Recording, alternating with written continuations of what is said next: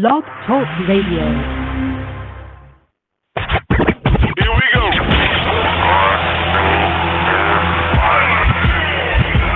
Blast off. This is True Capitalist Radio. True Capitalist Radio. I am your host, the man they call Ghost. The badass of business. Give him capitalism or give him death. That's it. Period. Broadcasting from his Skyline office studios in beautiful downtown Austin, Texas. You sound fruitier than a box of Fruit Loops, for Christ's sake. And now, he'll take it from here. Your host, the prognosticator of prognosticators, the man they call Ghost.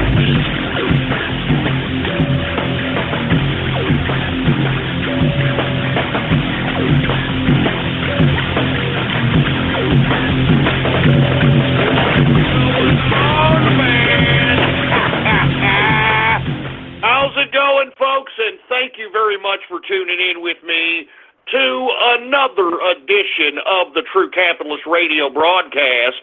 And, of course, I am your host, the man they call Ghost. And once again, folks, I want to thank you very much for tuning in with me.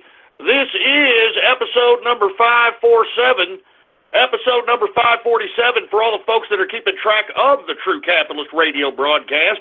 And before we get into anything else, I'd like to ask each and every one of you to please spread this show around like wildfire and let everybody on the internet know that True Capitalist Radio is in effect and in the house. And we are live every Monday, Wednesday, and Friday, 6:30 p.m. Central Standard Time, right here on the official website of the True Capitalist Radio broadcast. And it is blogtalkradio.com/ghost.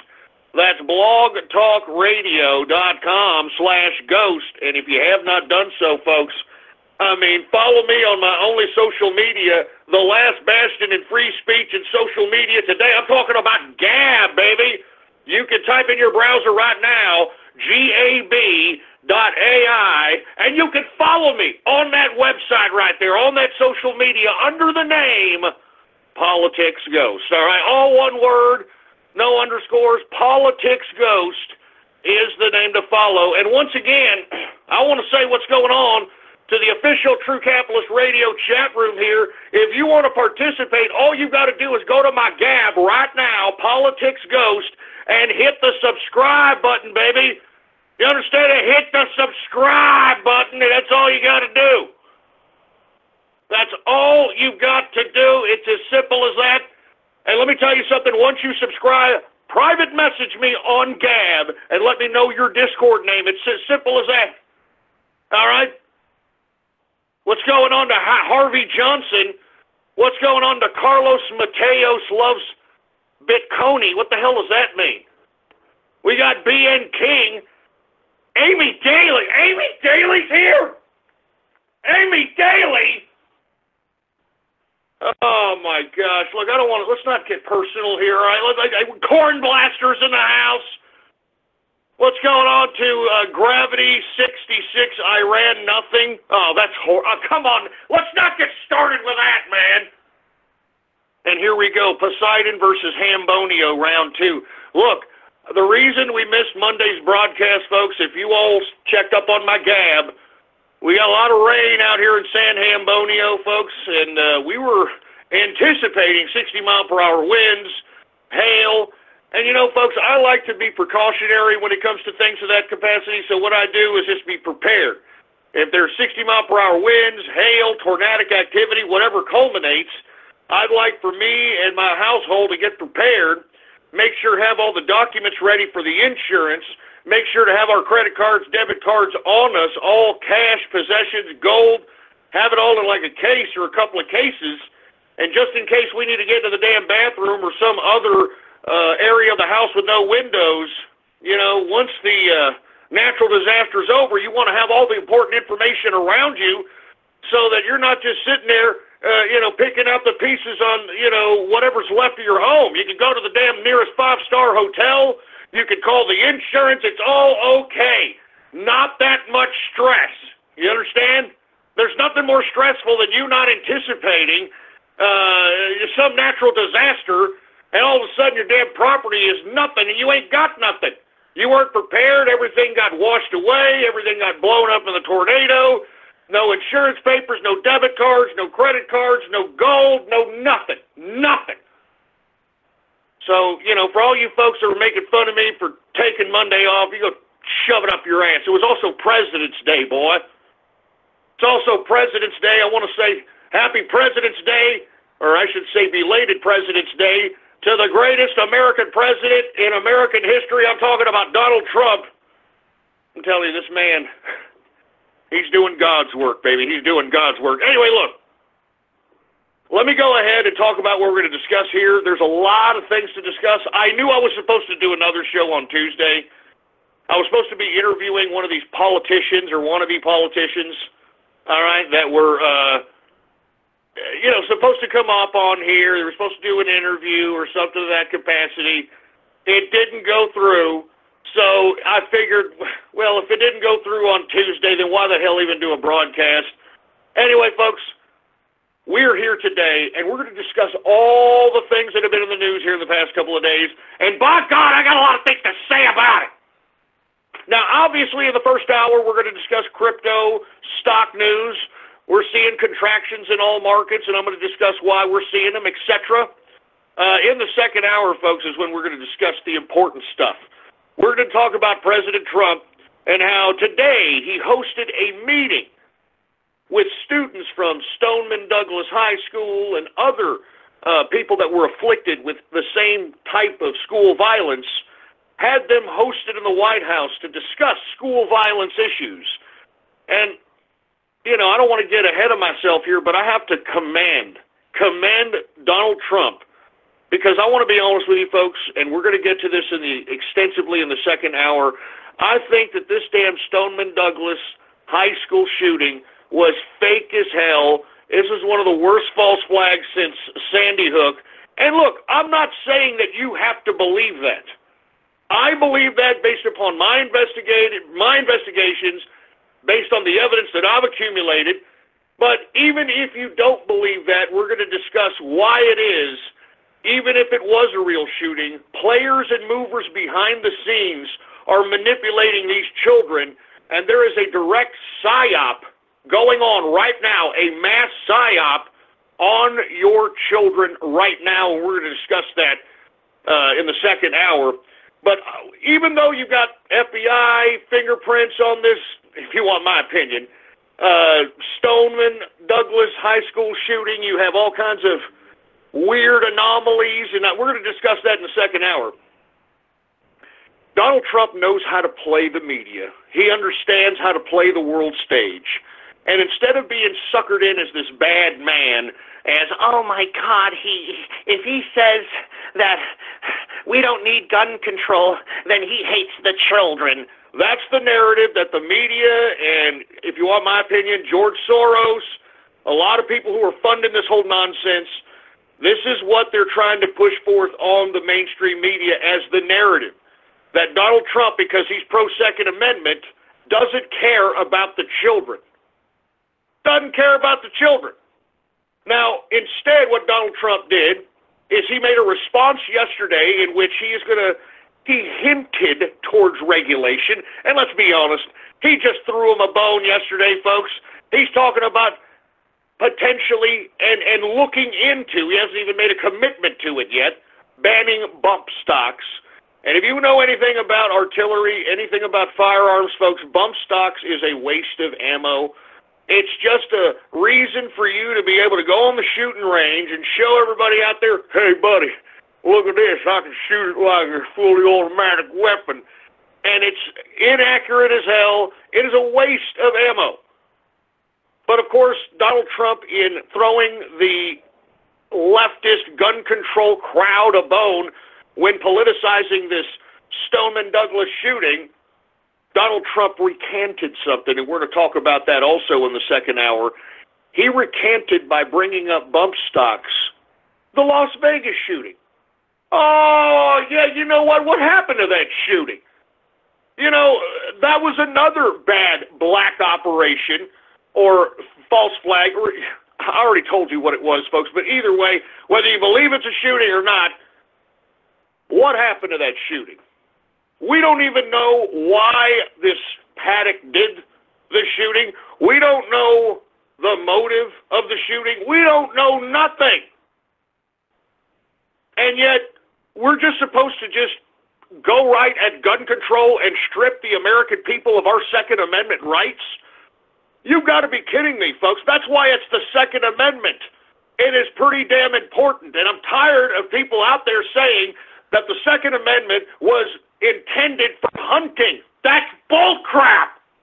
That's not what our forefathers put the Second Amendment in there for. They purposely put the Second Amendment in there in case of government tyranny. The people have the right to take up arms and to overthrow the government and reestablish the government in the way it was supposed to be by the Constitution. That's what the Second Amendment was in there for, and anybody who tries to debate you otherwise doesn't know their ass from their elbow. They don't know history. The Second Amendment was put in there to reject or have the people have a last resort of rejecting government tyranny. And by God, folks, look at all the other countries that have already banned guns and have tried to make their countries utopias based upon a totalitarian police state. It doesn't work. You know, out there in England, they don't have any guns out there. And you know what they're doing? You know what they're doing now?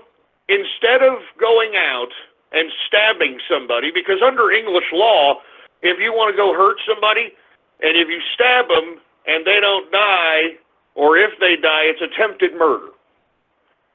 But now what these sick maniacs that want to intend to hurt people in England, what they have found is a loophole within the English law system that if they throw acid on people, that is not, and I repeat, is not a goddamn intention to kill somebody.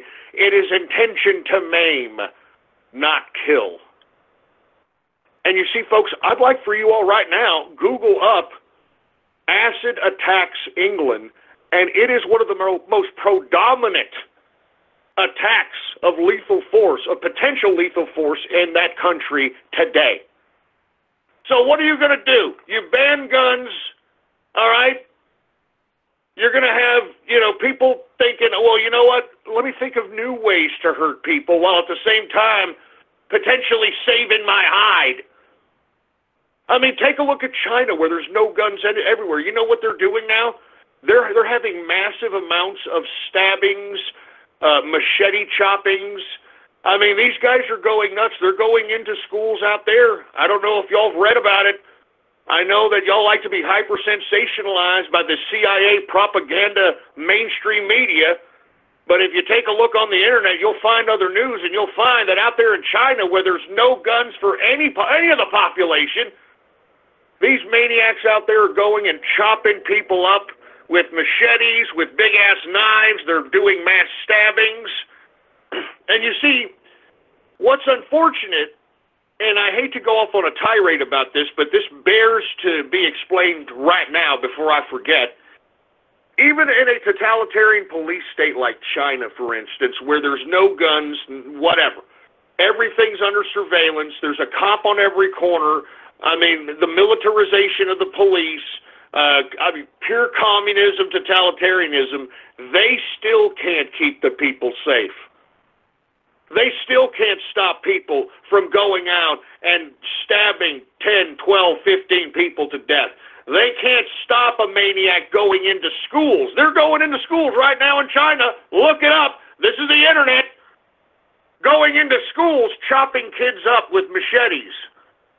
And even under the most safest totalitarian police state that China could conjure up in their commie heads, they still can't stop that. So what are you going to do? China's going to ban machetes? China's going to ban knives? It's ridiculous. It's a pathetic point. This idea of gun control is nothing more than a ploy for the globalists, because that's who really wants us to not be armed, folks. These people that have consolidated all the nation states that now comprises the European Union. Just how they faded all those countries away. Those countries are now, they're a memory. They are a memory in the halls of antiquity. That's what the European Union countries are. And you see, that's what they did to them. They disarmed them. Now you've got the European Union wanting to have its own military. And why does it want to have its own military? Not just to fend off any potential international foe, but to oppress any one of these nation states that want to have some kind of nationalist fervor back in their geopolitical area. You're going to have the EU and their army to suppress the people. And they're going to be able to do so with ease because these people in Europe are not armed. You understand? Good God! Look, we're going to get into this in the second hour. I'm just simply trying to lay out some very clear facts out here because the bottom line is you can gun control all you want to. You cannot keep people safe if people are intended to hurt people. There is no way. So anyway, we're going to talk about that, and I'm also going to talk about extensively the Stoneman Douglas high school shooting in Parkland, Florida. I'm going to give you my particular information that I've done through my investigations on why I believe that this is a false-ass flag, and it's been well organized and well funded. All right, George Soros, I guarantee you, is behind the funding of all this anti-gun crap and the exploitation of the children.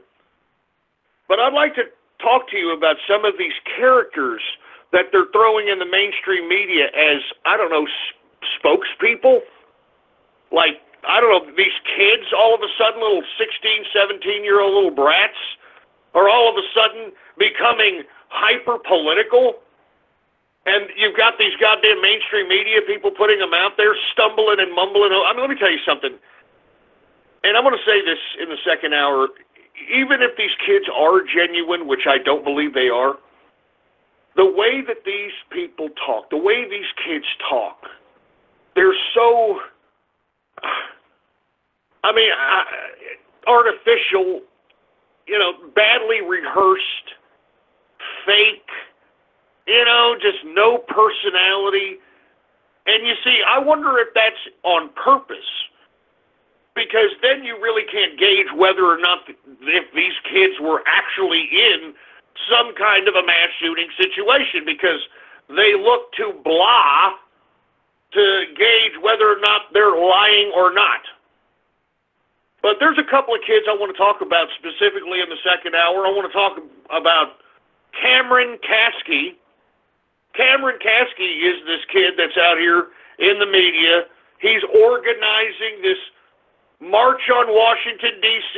He's going to demand that the president do something about gun control. And miraculously, he's been able to raise $1 million on GoFundMe.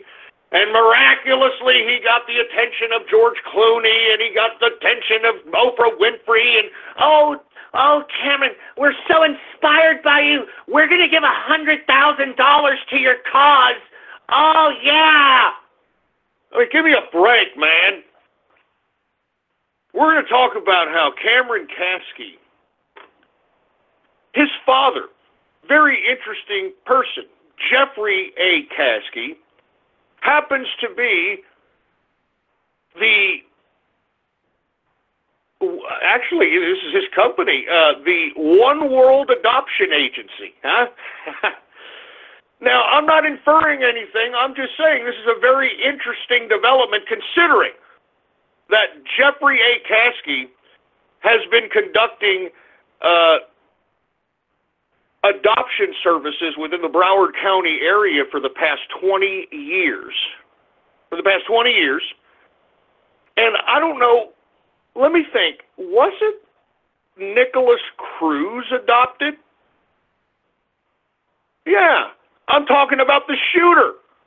I'm talking about the guy, and as a matter of fact, Nicholas Cruz is not even, he's not a white male. He's not a Puerto Rican or a Cuban. This is a Russian immigrant orphan, supposedly. Now, don't you think that Cameron Kasky's father would either have something to do with or know about how Nicholas Cruz came about and was adopted within the Broward County area, considering that he has been conducting adoptions within the whole goddamn county for the past 20 years? Now, aside from Jeffrey A. Kasky doing adoptions, I think it's also rather coinkydink that this guy Kasky and his name falls under 4 or 5 different companies, one of which happens to be an entertainment company. Oh, entertainment company. Anyway, folks, I can go on and on. Then there's this other kid named David Hogg. David Hogg, folks, I mean, he now is coming out and embracing the fact that they're calling him an actor.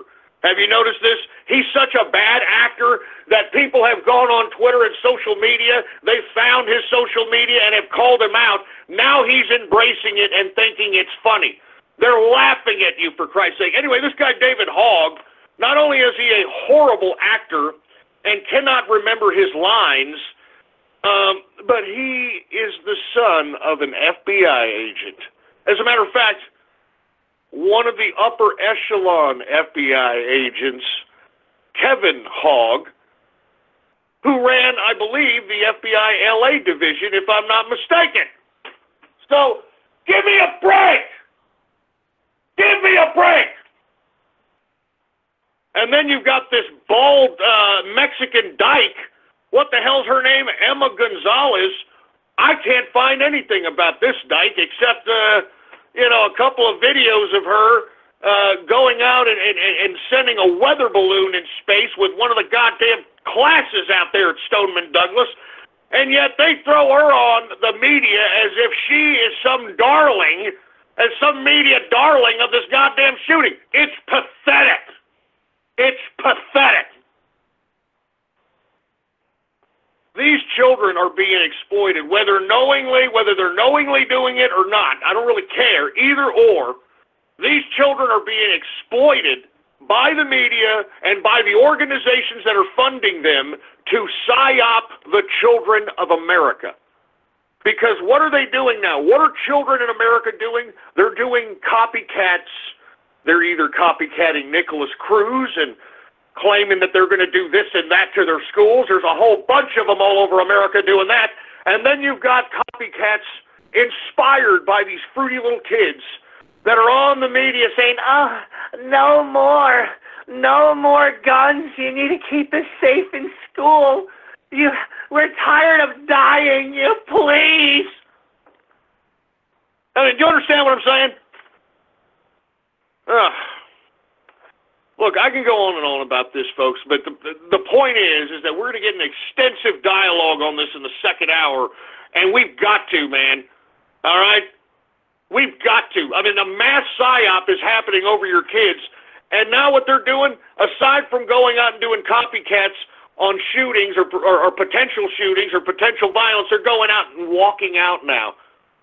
Oh, I'm going to walk out of class today because I want gun control. And they're having a bunch of copycats all over America, folks, and this is what they're trying to inspire. This is a political psyop operation utilizing your children, all right? Your children to take away a Second Amendment. Because the narrative that they're building with the people that are backing these brats up, with the media, the narrative that they're building is that if you are for the Second Amendment, then you hate the children. That's the narrative that they're building. If you are for the Second Amendment, you hate the children. You want to see children dead. That's what they're saying. And I'm glad that Donald Trump came out today and had that meeting in the White House with folks that have lost their loved ones to school violence. Because, folks, I'm telling you right now, all right, what Donald Trump did is turn around this whole PSYOP attempted to be implemented on America and turned it around and put it right in their faces, because I thought that was a great display. What the president has done up to this point, I'm talking even throwing them a bone by saying that he's going to ban bump stocks. I'm talking about him going out and meeting with these families. He's completely flipping the narrative on these goddamn black operation deep state assholes. All right? Anyway, look, we'll get into an extensive conversation about all that in the second hour. We're also going to talk about Robert Mueller's special counsel. You know, I mean, each day as Robert Mueller indicts more and more people, it's moving more and more away from Russia, Trump, and moving more and more towards Democrats, Russia. I mean, that's what it's moving towards. I mean, I don't care if you're a partisan leftist piece of trash. At this point in time, it would make sense. Don't you realize that's why they're pumping all these kids? Oh, we're tired of dying, gun control, and all this emotional crap on the mainstream media. They don't want you to know that the Democrats were behind this whole Russia crap all along. I told you that in 2016. I told you all that in 2016. And once again, the prognosticator of prognosticators strikes again. But why is Robert Mueller continuing to have his special counsel to begin with, folks? We already know it's beyond compromised. Many of the characters that are potentially going to do time, if there's any justice in this America, were on his special counsel. Peter Strzok, Lisa Page. I mean, give me a break! I'm tired of these people getting away with this. I'm tired of people at the highest levels of our judicial branch getting away with being above the law. And that's why the media is focusing in all on this hyper-sensationalistic Stoneman Douglas high school shooting and gun control and a bunch of brats, you know, screaming into a microphone, not knowing what the hell they're talking about, because they don't want to focus on the fact that the ties between Russia and anybody is Russia and the Democrats. I mean, lest we forget, Hillary Clinton already admitted that she paid for the Russian dossier, $12 million. I mean, that's at least breaking election laws. Then that $12 million was forwarded to gain information from a foreign secret agent, Christopher Steele, which ended up paying Russians to obtain the information that comprised the Russian dossier. How is that not collusion? How is that not collusion? That's why the Democrats don't want to talk about this crap anymore. And that's why I keep telling you, you've got to put it in the face of everybody, man. If you're on social media, push those damn articles. Push the facts in people's faces.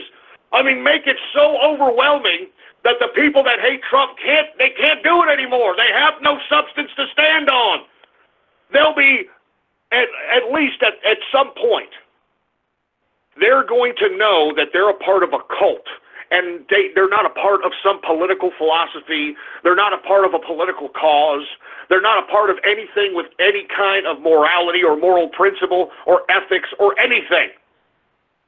They're a part of a cult of criminality, because that's what the Democrats and the left are at this point in time, a cult of criminality. Anyway, in the third hour, we're definitely going to talk about some international relations, folks. Are you all aware that there is an internal Jewish revolution, folks? An internal Jewish revolution? And I want to talk about how this Jewish revolution is the two sides are secularists and traditionalists. Secularists are basically the ones that are going in right now and are trying to remove Benjamin Netanyahu as prime minister in Israel. The secularists are the ones who are trying to promote this idea of refugee intake, open borders, your typical liberal idealism. And of course, the traditionalists in Israel and the traditionalists in the Jewish culture, they don't want that. All right? They don't want this idea of open borders. They don't want Israel to accept refugees. They don't want this idea of the Jewish religion being secularist atheists. Because that's really what most of the people in Israel are right now, folks. Most of the people in Israel are not worshipers of Judaism. They are atheists. And to be completely honest, this is what's taking down Benjamin Netanyahu right now. And this is why you have a conspiracy to take down Netanyahu, and I think it's sad.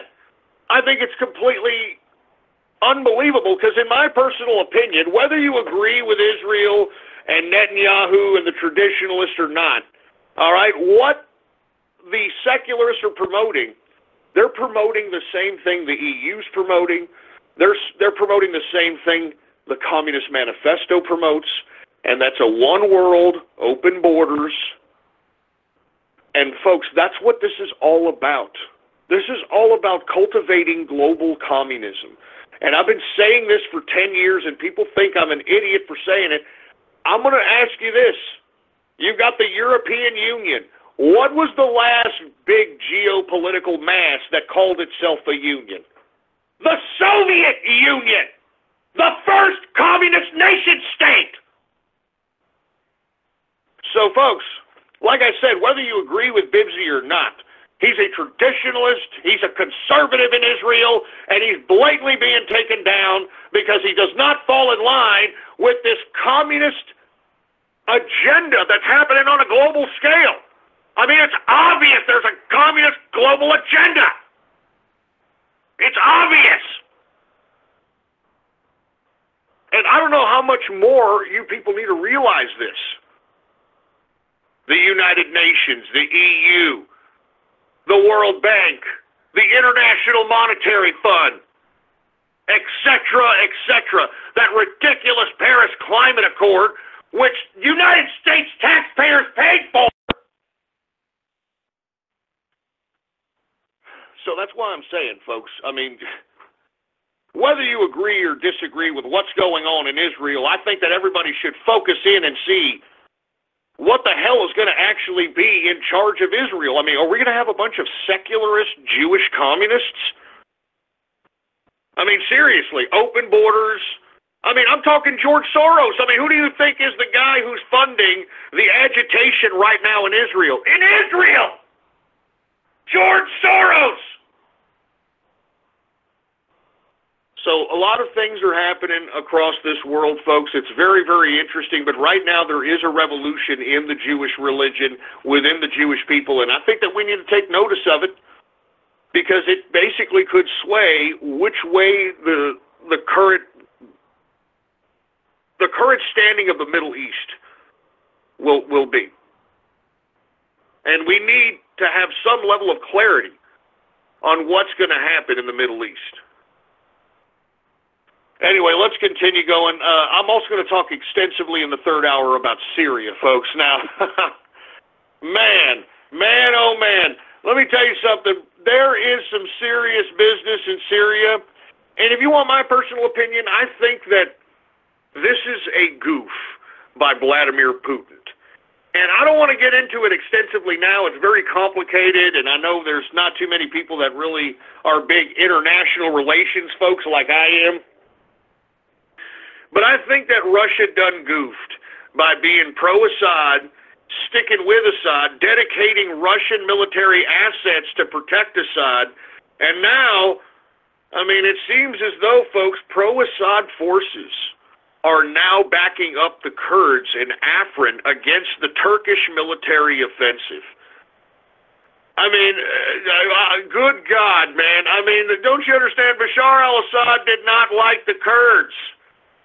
Now he's backing up the Kurds in Afrin because well, you know, the friend of my enemy is his friend, you know, I mean, that whole nonsense. I mean, since Turkey and its head of state, Erdogan, said that it no longer wanted to see Bashar al-Assad, the head of Syria, Bashar al-Assad has made a choice, and that choice is to back up the Kurds, of all people, in the area of Afrin against the Turkish offensive.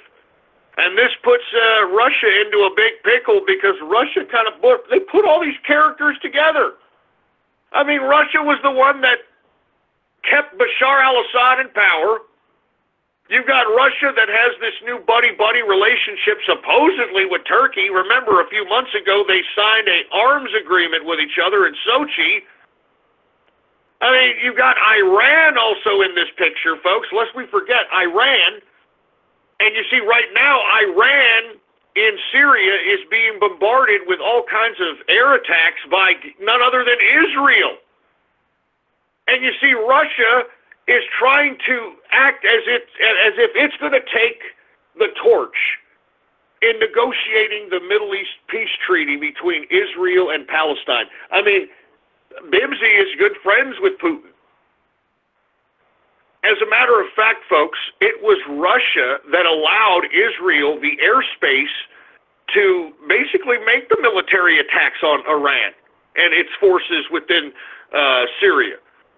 So I don't know what the hell Russia thinks it's doing, but it's finding itself into a big pickle, and I'm going to give direction here at the last part of the third hour. This is how we're going to exploit Operation Spilt Vodka. We need to talk about the incompetence militarily of Putin in Syria, because Russian lives are being taken, and there is no clear line in which who in the hell side Russia's on. And at some point, Russia is going to find itself isolated in the region, and if it's isolated in the region where you've got a lot of global powers, you know, in this theater of Syria, then it's going to find itself very vulnerable in its own domestic situation, because lest we forget, man, Putin is not very popular amongst his goddamn people. And if there's egg on his face as it pertains to this blunder, and I'm telling you, this is a big blunder for Putin and his foreign policy in Syria, and I'm going to discuss it intensively in the third hour, but this is how we spread propaganda in Operation Spilt Vodka. That's how we do it. Anyway, with that being said, let's go ahead and get to the show. Let's get to the first hour. Let's talk about cryptocurrencies, folks. Now, with that being said, we are seeing some contractions in the market. We have seen about 50 billion leave from the market in the past 48 hours. I saw the market capitalization of crypto as high as about 510 billion. The current market cap right now for cryptocurrency, and this includes all cryptocurrencies, current market cap is $459 billion market cap. And to be honest with you, a lot of this has to do with people taking profits. I'm going to get to this in the stocks when I cover stocks here later on. But the dollar is rising, and the reason the dollar is rising is because the Federal Reserve put out its minutes, and it's seeing that the economy is improving. It's seeing that production is coming back, and it's considering possible rate hikes. So all the investment community had to see was the Federal Reserve is raising interest rates, which brings more value to the dollar. Remember, I keep telling you, the whole reason why the Federal Reserve would raise interest rates is to recall some of those dollars they've been printing out since Greenspan, and recall them back with the interest rate hikes so you can bring back value in the dollar. And as that value of the dollar has come back, you've got people selling off in crypto, taking profits. You've got also people in stocks selling off, taking profits, because right now it's profitable to be holding the U.S. dollar. So with that being said, let's go ahead and take a look at cryptocurrency. Most things are in the red today. But like I said, when you see things in the red, that's when you want to start going in, baby. That's when you want to start accumulating. Let's go ahead and get to crypto. Bitcoin, once again, the first kid on the block when it comes to the blockchain. BTC is the cryptocurrency symbol. It is right now at $180 billion market capitalization. The circulating supply is 16.8 million in circulation. In the past 24 hours, it has gone down 5.75%. The current price for Bitcoin, symbol BTC, $10,667.90 per Bitcoin. So we're stumbling around that $10,000 mark, man. I don't know. I don't know why it's not going down anymore. But hey, you know, it's a weird market. And you want to know why I keep saying that, folks? Because Bitcoin is useless at this point. I mean, you can't even send it. You can't even send Bitcoin without at least sending $1,000 of it without the transaction fees becoming ridiculous. I mean, it's pathetic. The whole intention for Bitcoin was for it to be an alternative to fiat currency, and because of the over-speculation on this son of a bitch, and now it's a slow transaction time, and it's a higher transaction fee because of the over-speculation. I mean, it's moot. It's a moot coin at this point, man. There's other coins on the market that can, smoke this coin. But hey, I mean, I'm dealing in the same market. I'm going to be honest with you, folks. This is the same dumbass cryptocurrency, neckbeard, dork, nerd market that is still buying Dogecoin, for Christ's sake. You know what I mean? I mean, give me a... I'm sorry. I have to say this. I'm sorry. This is the same stupid nerd, dork, neckbeard investment community that keeps buying Dogecoin. You people that buy Dogecoin are idiots. You're the reason why nobody takes this goddamn market seriously out there in the stock world, in the bond world, in the commodities world. Because you stupid, dumb, dork nerds keep buying this ridiculous meme coin. It's a meme coin, you stupid jerk-off. But no, you got all these dorks, nerds, and neckbeards out here. Hey, dude, I like the little dog. The little dog and the Dogecoin. I'm going to keep buying it. I got autism bucks. It doesn't matter. I've got a lot of it. It is stupid. It is a stupid coin, and I could talk about a whole bunch of other coins, folks. I mean, there are stupid-ass coins out there. There's an anal coin, all right? I'm not joking around. There's a shekel coin. I mean, it's enough. It's enough. It's time to start taking cryptocurrency seriously, you stupid morons. Freaking Dogecoin, man. I can't believe you people that buy Dogecoin, man. I'm serious. Anyway, and the reason I don't like Dogecoin, folks, is because, first of all, how many are in circulation? Let's take a look at it. There is 113,294,064,356 in circulation, and it will never stop mining itself, all right? It'll never stop mining itself. It is a stupid, dumb, ridiculous coin, man. It's pathetic.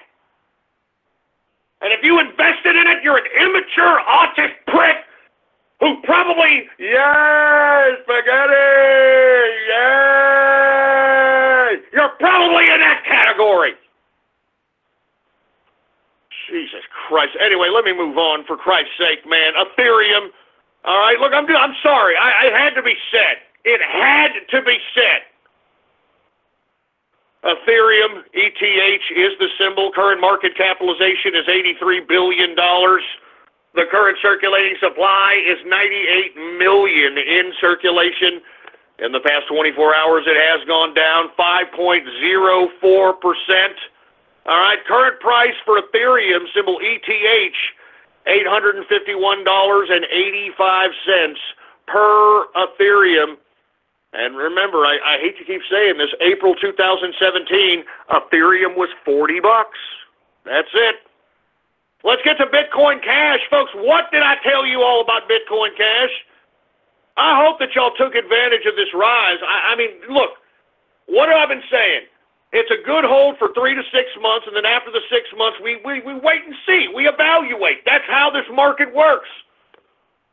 BCH is the symbol for Bitcoin Cash. The reason I liked it, folks, very quick transaction time, very low transaction fee. Current market capitalization for Bitcoin Cash is $22 billion market cap. The current circulating supply is 16.9 million.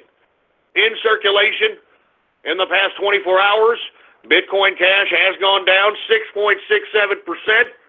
Current price for Bitcoin Cash, $1,308.28 per Bitcoin Cash. And that's from it going down, man. It reached as high as $1,400, I believe, a couple of days ago. I'm just saying, baby. I'm just saying. I'm trying to plant seeds out here. Let's get to Litecoin. It's been seeing a rise, but now that we're seeing a market-wide contraction, it's also in the red, so let's get to it. LTC is the symbol for Litecoin. The current market capitalization is $11 billion market cap.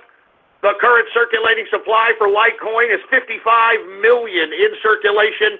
In the past 24 hours, it has gone down 6.31%.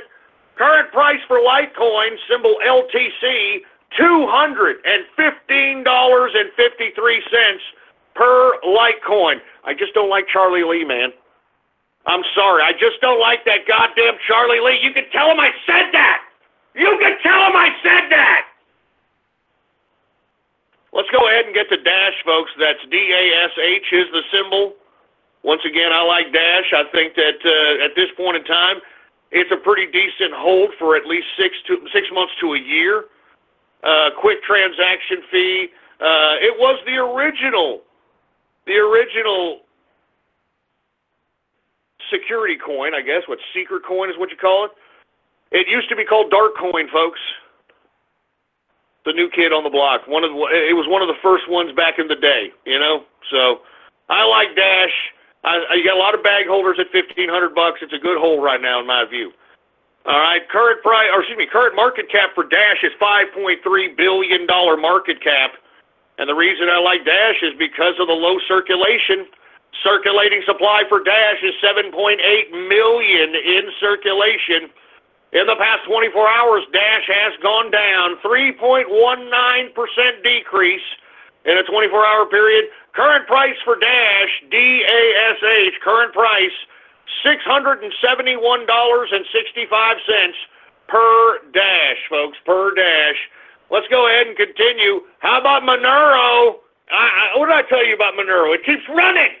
It keeps running, baby. That's what I keep telling you. It's one of the few coins in the positive today. Let's take a look at it. Current market cap, $5 billion market capitalization. The current circulating supply is 15.7 million in circulation. In the past 24 hours, Monero has gone up 7.38% increase in a 24-hour period. The current price for Monero, symbol XMR, current price, $320.30 per Monero. I mean, give me a break, baby. I'm telling you. I'm just saying. Who else do we have here? Quantum, folks. Once again, it's taking it on the teeth with the rest of the market here. But I'm a buy and hold on Quantum, baby. Buy and hold. You all know my position on this coin. I think it's going to surpass Ethereum smart contract technology. I think its QRC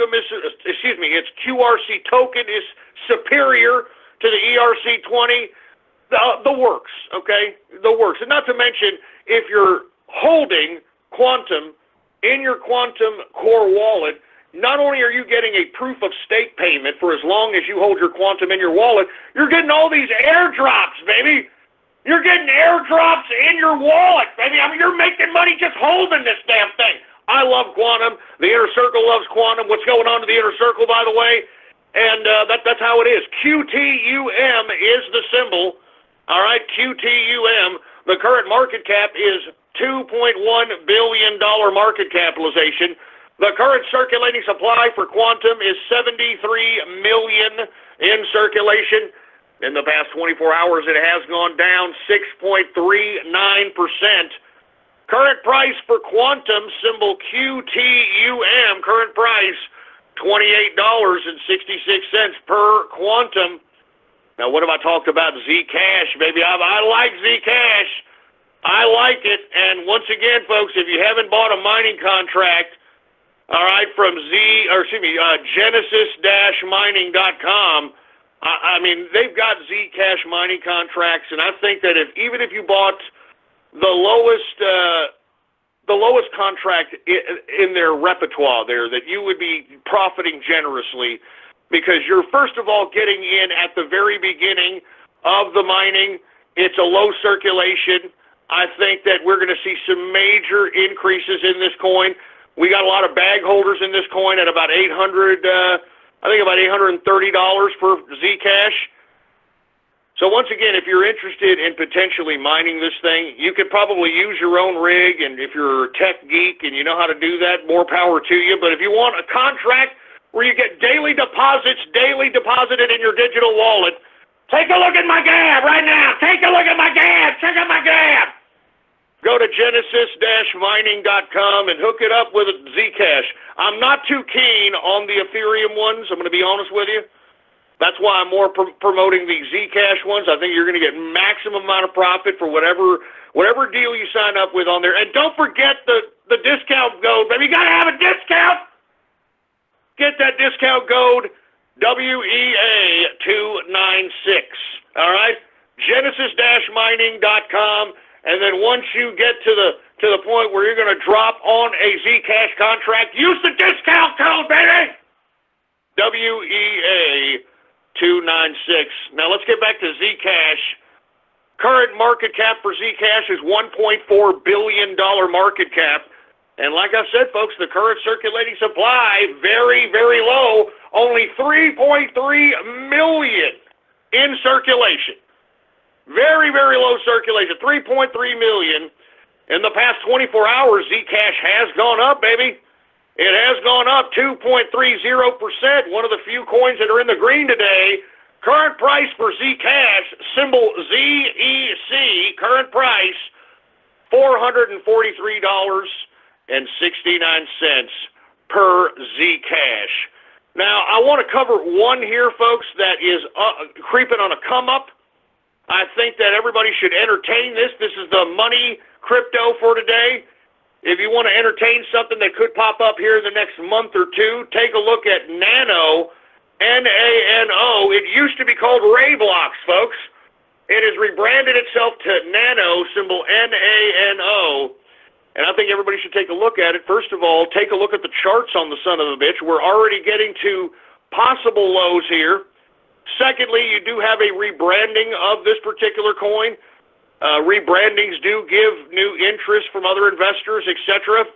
All right?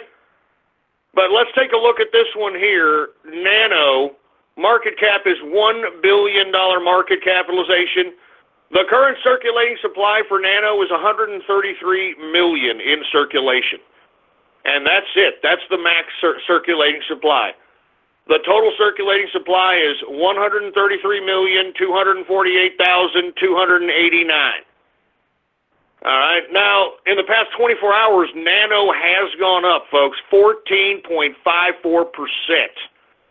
All right. 14.54% in a contraction.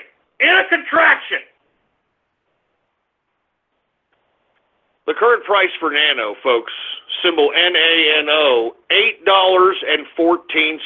All right? $8.14. Anyway, folks, we're running out of time. Let me go ahead and cover my coin, 42 coin, folks. It's the Inner Circles and myself. We are the spokespeople of this coin.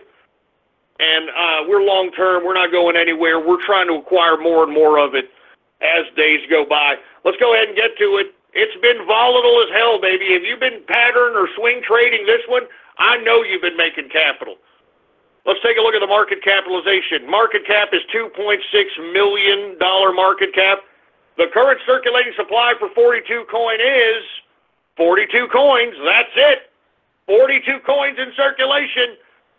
In the past 24 hours, it has gone down with the contraction of the market. It is down 16.04%. But the current price for 42 coins, symbol 42, $63,514 per 42 coin, folks. All right, now that we've covered some cryptocurrency, let's go ahead and make a rundown of the traditional stock and commodities markets. Now, once again, we saw a decrease in the equities markets today because of the Federal Reserve minutes that were released. It looks as though the Federal Reserve is viewing the economy in a positive note, and that pretty much lets everybody in the investment community know that the propensity and the possibility of rate hikes is high. Let's start taking some money now, since the dollar is going to rise in value. So with that being said, it's reflected in today's stock market. Let's take a look at it. Dow Jones Industrial is down 166.97 points, a percentage decrease of 0.67%, closing out the Dow Jones Industrial at 24,797.78 points for the Dow Jones Industrial. We've got the S&P 500 also down 14.93 points, a percentage decrease of 0.55%, closing out the S&P at 2,701.33 points for the S&P 500. We've got the NASDAQ. It is also down, folks, 16.08 points, a percentage decrease of 0.22%, closing out the NASDAQ at 7,218.23 points for the NASDAQ composite. Let's go ahead and get to commodities, folks. Let's get to commodities. Oil, it went down today. Commodities went down today because why? The dollar raised its value. Remember that, baby. Every time that dollar raises, things are going to go down, down, down in value because the dollar's value. Let's take a look at energy. We were seeing run-ups on energy. We're seeing it reflected in our gas prices, but we're seeing a little bit of a comeback or a pullback today because of the value running on the dollar. WTI sweet crude is down today, 50 cents. A percentage decrease of 0.81%, closing out WTI at $61.18 per WTI sweet crude barrel. Let's go ahead and get to Brent crude. It is down today 44 cents, a percentage decrease of 0.67%, closing out Brent crude at $64.98 per barrel of Brent crude oil. We've got gasoline also down today, 0.70%. Natural gas down 0.79%. Heating oil down 0.43%. Let's go ahead and get to the metals, shall we? The metals! Let's get to the goddamn metals! The metals are down today because the dollar is rising. Gold is down $5.50, a percentage decrease of 0.41%, closing out gold at $1,326.60 per troy ounce of gold. We've got silver down today, 19 cents, a percentage decrease of 1.13%, closing out silver at $16.49 per troy ounce of silver. Copper also down 1.33%. Platinum also down 0.08%. Let's get to agriculture, folks. Now, anything that we see in the green in agriculture is going to be interpreted by the commodities traders as scarce. Because remember, everything should be going down because the value of the dollar is going up. So anything in the green, the commodities traders are considering it scarce for whatever reason. So let's go ahead and get to it.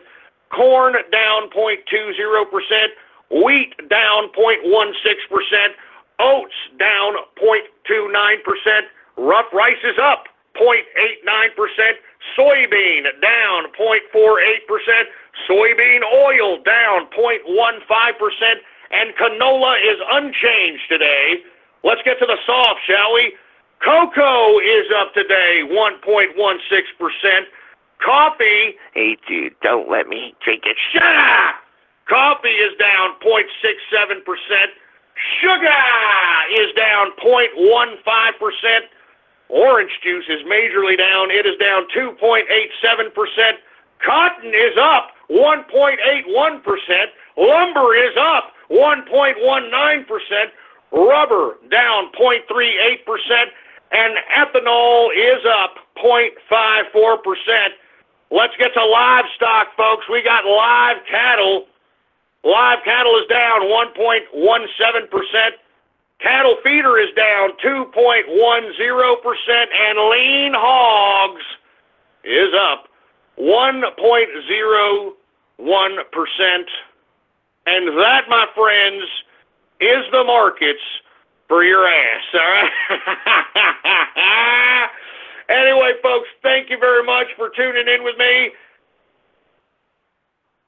We are now in the second hour of the True Capitalist Radio broadcast, and of course, I am your host, the man they call Ghost. And once again, folks, I want to thank you very much for tuning in with me. Before we get started on anything else, I'd like to remind everybody to please spread this show around the internet like wildfire and let everybody know that True Capitalist Radio is in effect and in the house. And we are live every Monday, Wednesday, and Friday, 6:30 p.m. Central Standard Time, right here on the official website of the True Capitalist Radio broadcast. And it is blogtalkradio.com/ghost. That's blogtalkradio.com/ghost. And of course, if you have not done so now, do it now. Follow me on Gab. Check out my Gab. Look at my Gab. Follow me on Gab, folks. The last bastion of free speech and social media today. You can follow me on there under the name Politics Ghost, all right? All one word, no underscores. Politics Ghost is the name to follow. And once again, if you want in on the True Capitalist Radio chat room, baby, what's going on in the True Capitalist Radio chat room? If you want in on the True Capitalist Radio chat room, all you got to do is go to my Gab right now and subscribe, baby. Subscribe and you'll get exclusive access to the True Capitalist Radio chat room, exclusive content, exclusive prizes. As a matter of fact, we are going to have a contest here in the next couple of shows exclusively for the True Capitalist Radio subscribers, and I'm thinking about giving away some cryptocurrency, all right? I'm thinking about giving away some cryptocurrency, so that's what we're going to do. So once again, folks, come along, kick back with us. All you got to do is hit the subscribe button. Hit the subscribe button when you go to my Gab, the Gab name to follow and subscribe to Politics Ghost, all right? Anyway, now that we got all that out of the way, I guess it's about time for the, shout-outs, for Christ's sake. Good God. You see, everything was great, and then here we go with the shout-outs, and, I'm already losing steam here, all right? Anyway, look, we're going to start off right now with the chat room shout-outs, and then we're going to go do some Gab shout-outs. So, without any further ado, hey, engineer. Hey, wake up, engineer, goddammit. Is there any goddamn chat room shout-outs to be had out here?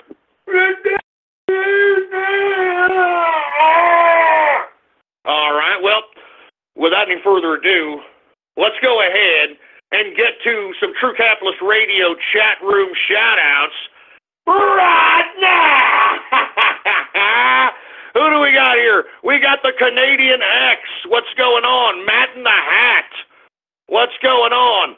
Another $3,000 squirrel? No, it is. Shut up. Whoever that is, shut up. We got BN King, the amazing disappearing ghost. What are you talking about? I took off one show. For Christ's sake, you stupid pricks. And I still came in here and chatted with you, you ungrateful pricks. Good God. What's going on to BN King? What the hell's Spurmy the Cat? Get Spurmy the Cat's ass out of here.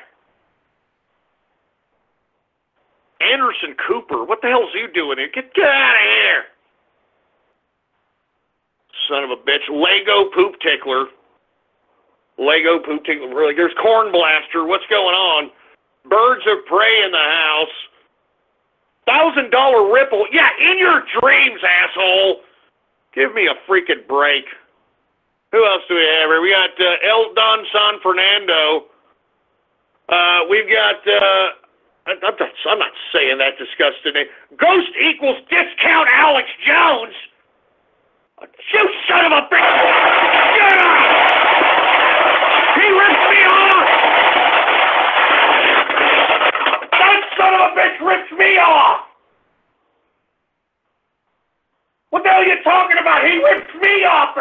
sake! He rips me off! Give me the mic! Goddamn mic, man. Good God, what's going on to Chris Hyde? How you doing? What's up, TCR Mercenary? Alabama Black Caucus. Oh, Jesus, shut up, man. Shut up. Who else do we have here? Alex Jones. That ain't the real Alex Jones. Get out of here. That ain't the real Alex Jones. Get out. Hambonio drowning in debt. Yeah, we know. San Hambonio's got the... Man, it's got the highest debt. It's got the highest crime rate. It's pretty bad out here, right? It's pretty bad. I get it. Shut up. What's going on to Kush? How you doing, man? Jesus Christ. The Anti-Defamation League? What the hell are you doing in here?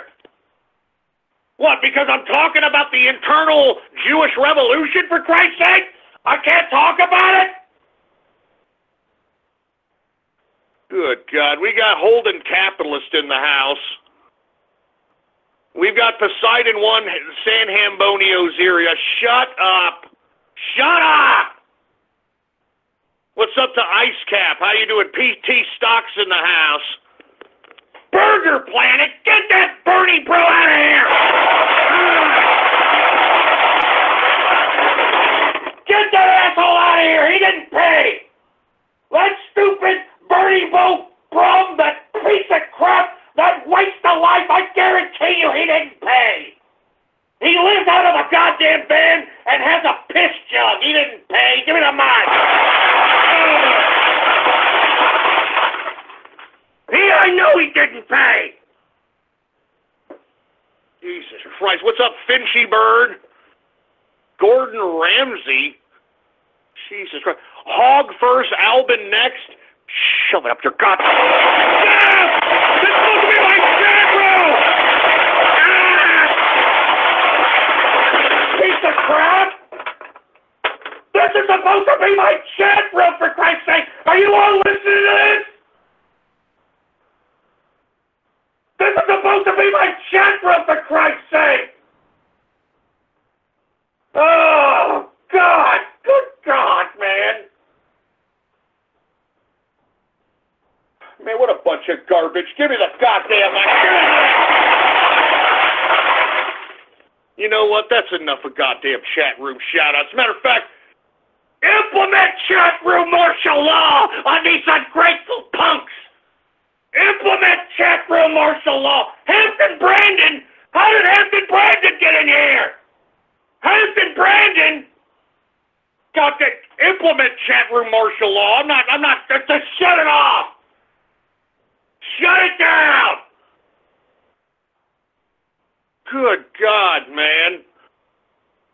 I mean, this is what I get. This is what you get, man, when you try to get a little creative out here. You're trying to give people a little bit of interaction out here.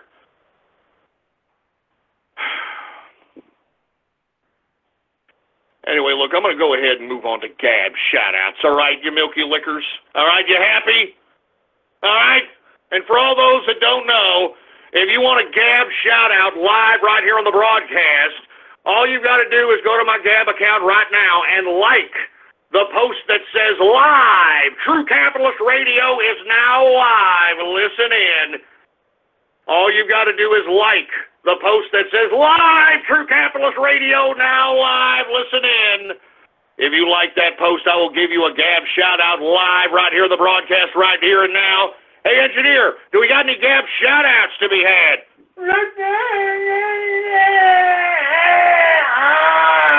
All right. Well, without any further ado, let's go ahead and get to some Gab shout-outs right now. Hey, what's up going on to the Green Leader? He's in the house. Tornado warning for San Hambonio. Yeah, shut up, you moron. Oh, it says, what does it say? Trollnado. Oh, Trollnado. Oh, ha, ha, ha, ha. Stupid idiot. Mike Jones, who? Jesus Christ. Ghost is a poor old man. Yeah, okay. I'm a poor old man, you idiot. Just shut up. You don't know me, for Christ's sake. You don't know me. 17 inches of rain will commence. Look, shut up! It's been raining a lot out here. Shut up! We got Havel the Rock in the house. Ghost internal Nazi Jewish revolution. Look, don't even kid around about it! Don't even kid around about it! Look, stop with this racial garbage, because I don't want you to get me kicked off the air! I don't want you to get me kicked off the air, for Christ's sake! Have some respect for the show! Have some goddamn respect for the show, for Christ's sake. Give it a mic!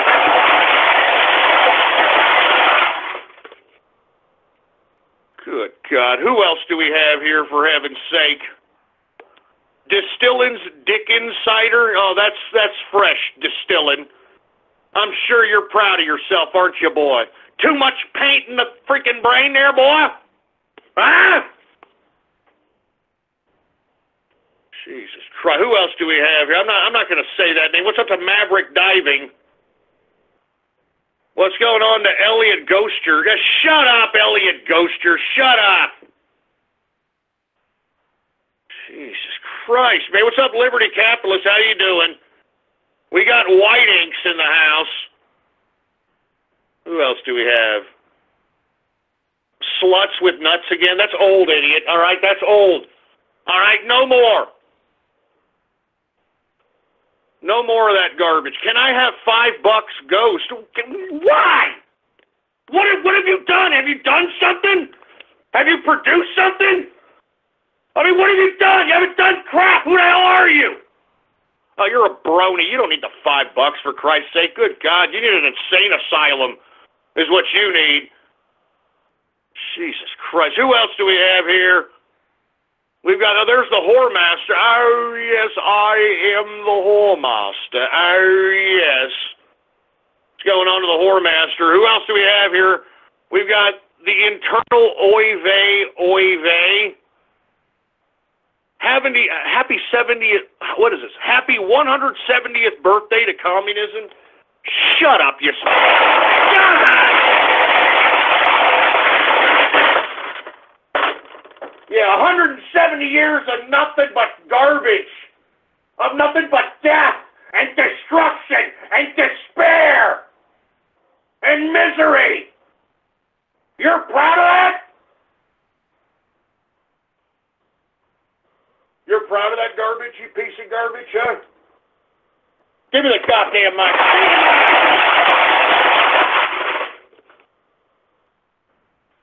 Give your 2 cans to your 2 cans. What the hell does that mean?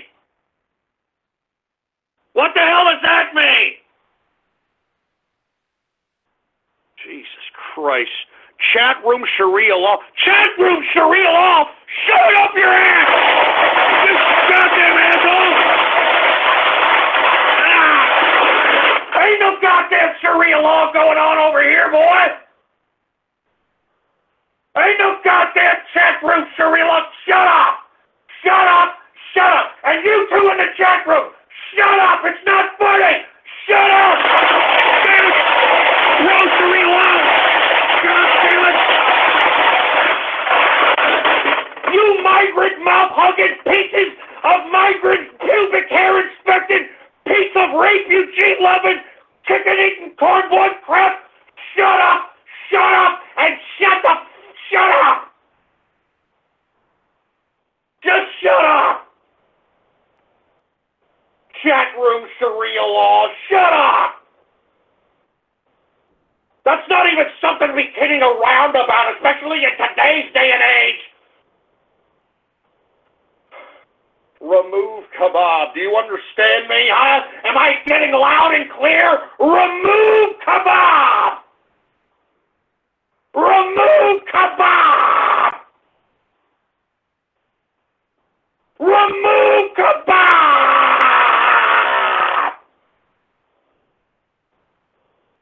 Good God, give me the mic! All right, you know what?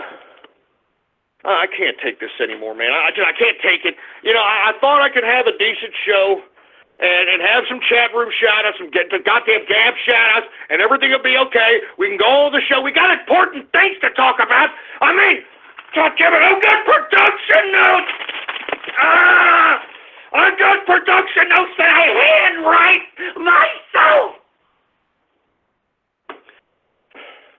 I mean, this show is serious business, man. Do you understand that? It's serious business. You know what? I can't help it anymore. I just can't help it. I can't help it. I think it's time for more beer, for Christ's sake. What do I got here? What did you get me, engineer? Yes! Yes, some bottled German beer! Yes! While we still have it! Before the EU put some goddamn embargo on America, for Christ's sake! You stupid Euro cunts! Yes! Oh, yeah, I love the German purity laws as it pertains to their beer making, boy. All right. Hey, look, I can't help it, man. You all are hearing what these people are doing to me on these internets, man. Every day they do this garbage. Every goddamn day. And, you know, how is anybody supposed to continue on with a serious show and try to convey some serious information on these internets when you got agitation like this, man? You got agitation, but a bunch of troll terrorists and cyber vermin, for Christ's sake.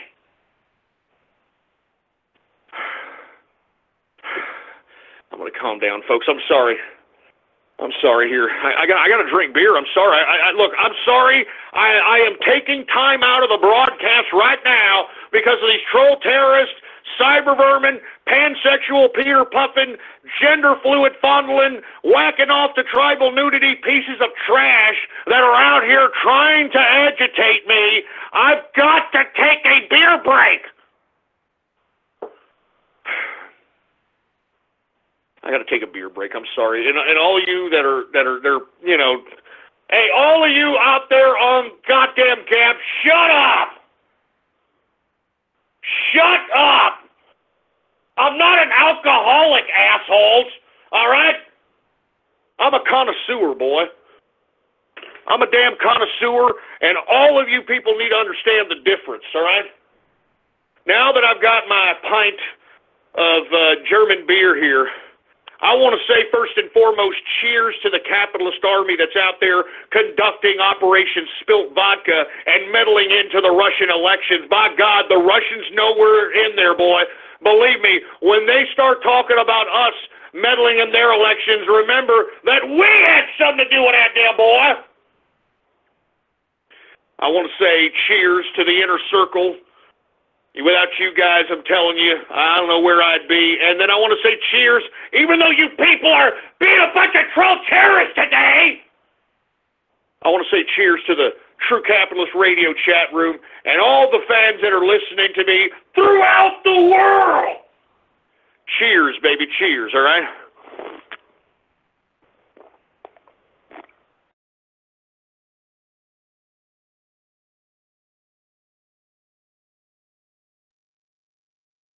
Blog Talk Radio. Welcome to Blog Talk Radio. Please hold and you will be able to listen to the show. Drink of it, and then guess what? We're opening up more beer! You're damn right.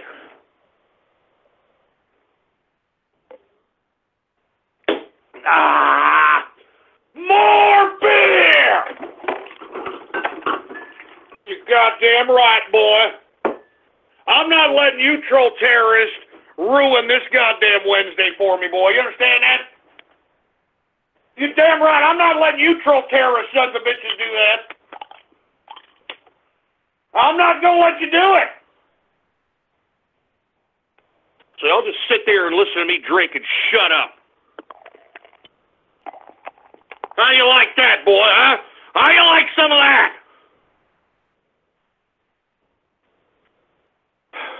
telling you. Look, here's another name, Ghost Beer.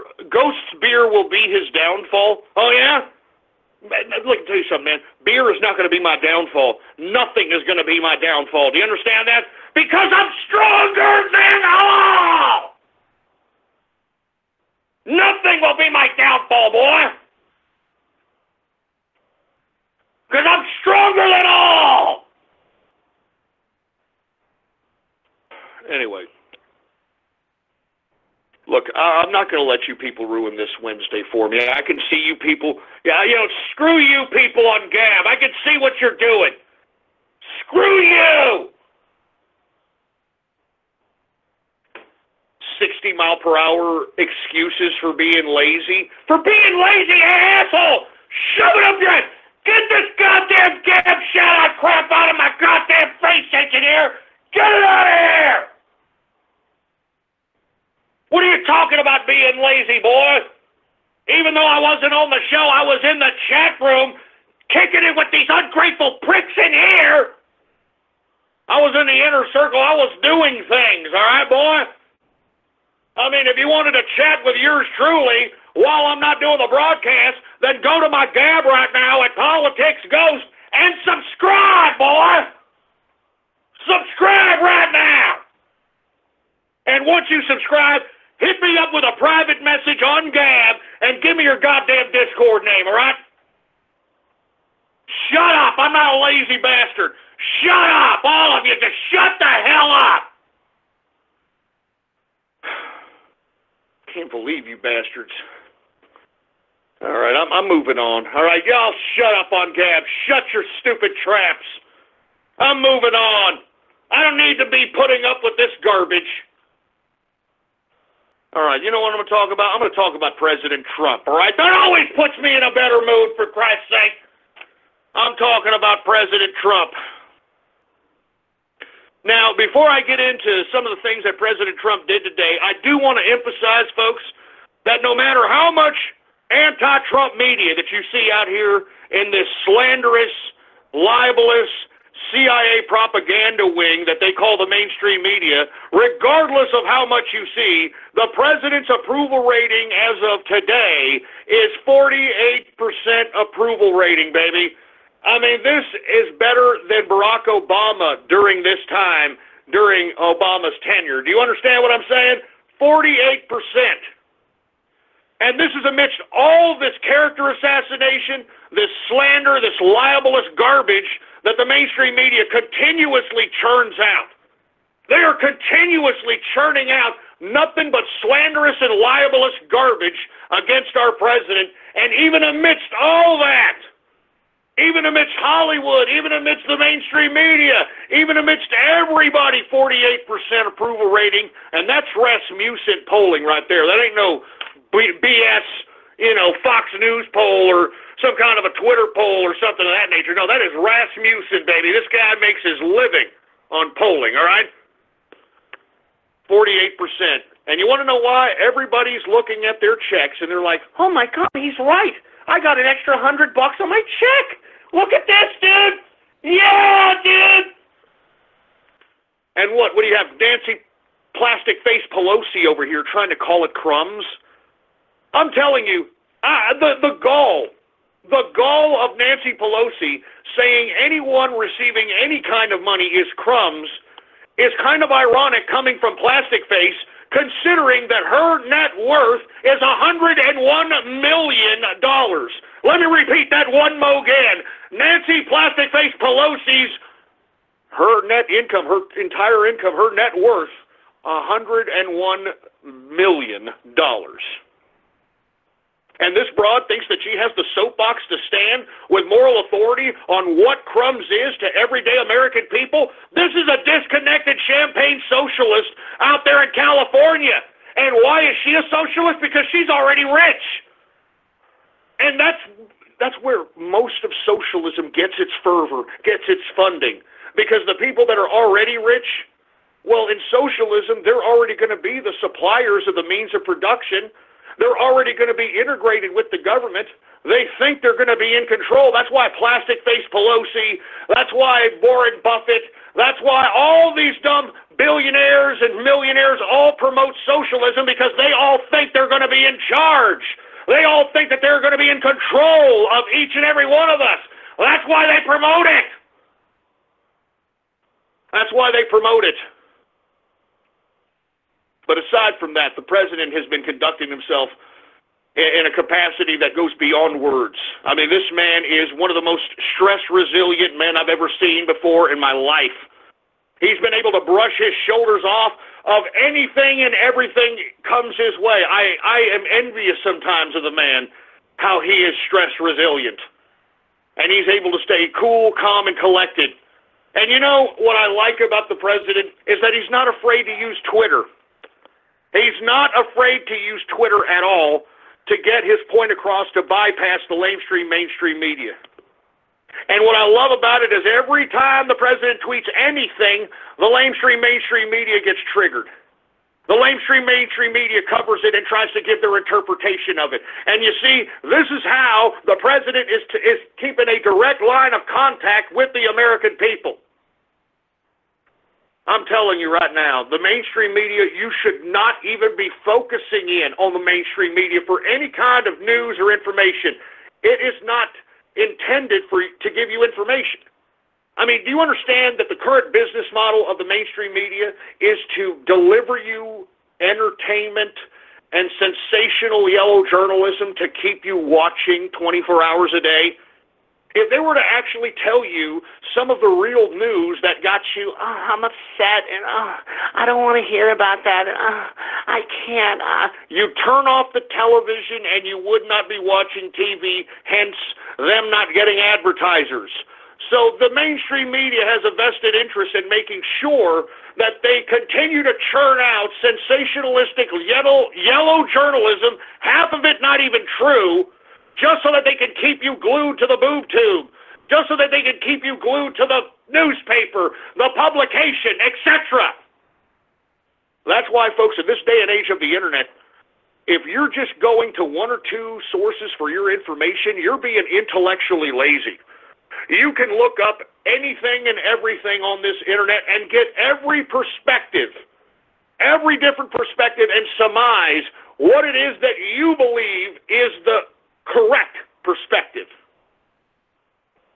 But no, everybody, at least most people in America, they put it on CNN, they put it on MSNBC, and they are just doing nothing but regurgitating a bunch of talking heads that are sputtering out nothing more than talking segments and spit-back lines and narratives. And that's why each and every one of these idiots say the same damn thing. Have you ever talked to a liberal? They say the same damn thing Rachel Maddow says. They say the same damn thing Don Lemon and Anderson Cooper says. They say the same damn thing. There's no original thought. There's no original opinion on the matter. It's all a bunch of spit-back crap. Anyway, look, I didn't even get off on that tirade, but once again, the President of the United States' approval rating is at 48%. And it's going to keep getting higher regardless of what this weaponized CIA propaganda wing called the mainstream media does and says.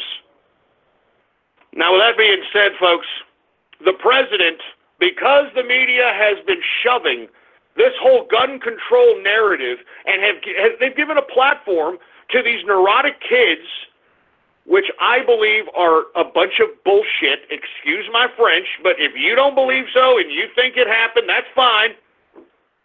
Either way, all right, they're giving a platform to a bunch of neurotic, inarticulate, very artificial, very hard to conjure up a sentence fragment, very hard to articulate their perspective, kinds of morons.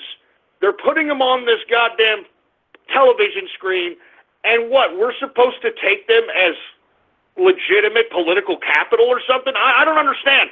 I mean, look, I don't want to get to this right away. I want to talk a little bit more about the president. But, folks, don't you think it's rather bizarre that they are utilizing children as a means of propagandizing gun control? I mean, they're the ones, if you want my personal opinion, even if the damn shooting did happen, somebody is coaching these children to say what they're saying, okay? And you know what's funny about this is that I'm starting to see mainstream media articles claiming that, well, maybe children need to be heard. Maybe children have rights too. Oh yeah, maybe children have rights too. Whatever happened to the Democrats? Remember when the Democrats used to say that the children don't belong to the parents, that they belong to whole communities? Y'all remember that? Now all of a sudden, they're coming out and saying that the children have a right to speak. You know, I find that funny because back in the late 70s, there was a massive protests all over high schools that had journalism classes or journalism departments within their high schools, high school papers, etc., in which the individuals in some of these school papers took liberty to apply the First Amendment privilege to their paper and their reporting. Now, it was none other than a bill that was headed up by none other than Joe Biden, and you can look this up. Joe Biden's been in he's been in the goddamn Congress for a long time, boy. Joe Biden initiated a bill that was passed, and you can look this up, folks, that basically asserts that children while at school have no rights. They have no rights. They have no right to freedom of speech. They have no right to freedom of assembly. They have no right for freedom of the press. They have no rights. You can look this crap up. Joe Biden initiated this goddamn bill in the late 70s, and because of him, I'm liberal Joe Biden and I care about everybody, because of him, there is no freedom of the press and freedom of speech in public schools today. So now you've got the media putting these kids on this media pedestal, and they're trying to put headlines that, well, maybe kids need to have a voice, maybe kids need to vote too, and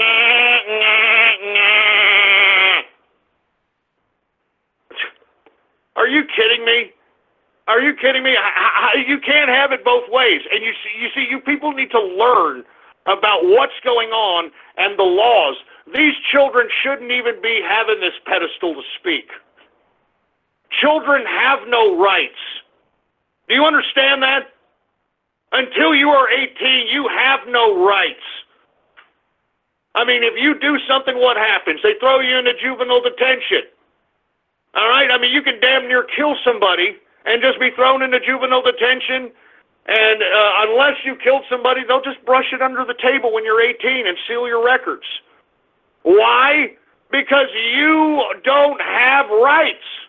You understand? I mean, children don't have rights. They're either accorded to their parents or they're accorded to the state. And all of a sudden, we're just supposed to take children seriously now? I mean, we're supposed to take children seriously, for Christ's sake? Anyway, look. Regardless of how you view these children being exploited on television, you need to realize that this was an attempt to try to psyop the children to not only copycat the shooters' actions, which we are seeing that all across the country, but also copycat these social justice warrior little kids that are coming out and being plastered all over the internets and all over the television so that they can walk out. Have you heard about these kids walking out across the country? I'm walking out because I want gun control. I'm walking out. I'm walking out because I don't want to be murdered. And hey, Atlantis first, Texas next. I've shove it up your ass with the name. But thank you for the damn article. Here it is, folks. Check out my Gab. Look at my Gab. Here's CNN trying to call out for 16-year-olds to vote. Which that'll never happen, folks. I'm telling you. Look up these laws, I'm telling you. Look up the law. Oh, Jesus Christ. Anyway, look. How did the president react to this bombardment of PSYOP by utilizing children as a means of politicizing an issue? Well, he reacted accordingly. First thing he did, he came out yesterday and said, look, I'm going to tell the DOJ to look in to see if we can have some regulations on bump stocks. Now, for you folks that are unfamiliar with bump stocks, it's this little accessory that you add to the trigger firing handheld mechanism. And what it does, it acts as an accessory that enables you to rapid fire like a fully automatic weapon. Now, the problem is, folks, is that bump stocks are really inaccurate. I mean, you're basically just shooting ammo for the sake of feeling how a fully automatic weapon shoots. Typically, you have to shoot bump stocks from your hip so that you can be able to simulate the fully automatic rapid fire that bump stocks allow you to do on a semi-automatic weapon. Now, to be completely honest with you, folks, I think that what the president did yesterday by initiating the DOJ into looking into banning bump stocks was two things. First of all, it was to throw a bone at all these people that are getting hyper-sensationalized by the garbage media and them exploiting these dumb, stupid, snot-nosed brats out here.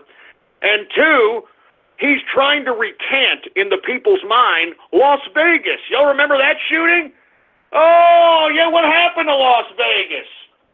What happened to Las Vegas there, for Christ's sake, man? Nobody knows what happened to Las Vegas. It just got brushed under the rug. I mean, there's so many anomalies with the narrative that the authorities have been trying to tell us that they don't even want to tell us anything anymore. They've just brushed it under the rug. And let me tell you, that was on purpose. Because the FBI, once again, they should be at least culminating something from their investigation, but they're not culminating anything. So what Trump was doing was not only throwing a bone to the people that were sensationalized by these dumb children on TV and demanding gun control by saying that he's potentially going to ban bump stocks, but he's also trying to have everybody recant Las Vegas, Las Vegas, Las Vegas. What happened to Las Vegas? What was the motive behind the guy in the Las Vegas shooting? How was he able to get so many arms into a casino? And folks, you've been to Vegas. There's cameras everywhere. There's cameras everywhere. And you mean to tell me that there's not one evidence of this guy, one shred of evidence of this guy going in with massive amounts of baggage that looks like it could be potential arms and ammo, etc.? You mean to tell me that there's no footage of this guy? I mean, it doesn't make any sense. And that's why they brushed the Las Vegas case under the rug. And that's why the president is trying to recant it and say, hey, wait a minute. All right, you want gun control? Well, I'll ban one of these bump stocks. Remember, that was the reason why everybody died in Las Vegas. Remember Las Vegas? And some people, when listening to the president, were like, oh, yeah, Las Vegas. I forgot about over those 50, 60 people that were dead. I forgot about that guy. He's killing two birds with one stone by doing the bump stock banning. He's also said that he's going to look into more background check initiatives and trying to see if they can locate a potential nutter before he actually gets his hands on a gun. And then today, folks, I had mixed feelings about this meeting that he was going to have in the White House with families that were, I guess, afflicted by the Stoneman Douglas shooting and other families that were afflicted by other school shootings, to have a dialogue about what to do about all these school shootings. And what I thought played out was unbelievable political theater. First of all, I think it makes Trump look like a comforter-in-chief. It makes him look like what he pulled a page out of Obama, you know? All he's got to do, put the cameras there, put a bunch of grieving people around, and make it look like, all right, what we're going to do here is we're going to talk, and I want to hear from each and every one of you. And I want to make sure that I hear every... See, it was pure PR, man, pure public relations. It was beautiful. It was beautiful. Because what he did is, first of all, it made Trump look like a more compassionate man as opposed to the big, bad NRA-bought boogeyman that the CNNs and the MSNBCs are trying to paint him. And secondly, that you had so many different people that had different perspectives on what the solution was, that it completely eliminated the debate of gun control altogether. I mean, it was brilliant! Pure political theater, man! I mean, you had one side saying, hey, I think that the teachers should be armed. You've got another side that says, hey, we need to have some freaking, some metal detectors. You got other people that are saying, oh, we need this and that. Nothing about gun control. You understand? And it was brilliant. Now the narrative is not about banning guns or touching the Second Amendment or banning ARs or any of that garbage. Now what the president has done, he's made the narrative go from gun control to background checks on people with mental health issues, to banning bump stocks, extra background checks, potentially arming teachers. Although, I want to be honest with you, I'm not a big fan of arming teachers. I'm going to be honest with you, we have not, and look, I'm sorry if you happen to be an educator, but the education system, like teachers nowadays, it is probably the lowest of the low in the employment sector.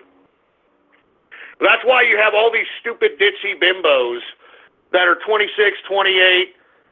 They're being caught with their 15, 16-year-old students. The latest one I read today, some 27-year-old bimbo, and this was in San Hambonio of all places. I mean, this is what I'm telling you. Some 27-year-old bimbo teacher caught in a hotel room with her 15-year-old student, you know?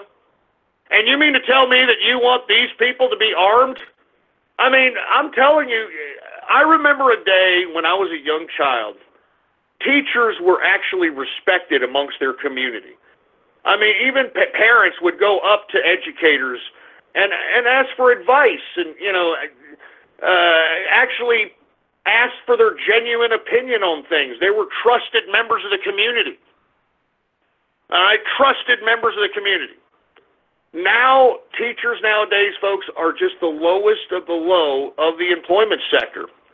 They're old party girls from college that realized it's very easy to get an education degree and then go be a teacher. You got summers off, you got weekends off, etc. I mean, I'm not even joking. I saw a commercial of a teacher. I think it was Microsoft of all places, trying to culturally enrich us with one of these advertisements.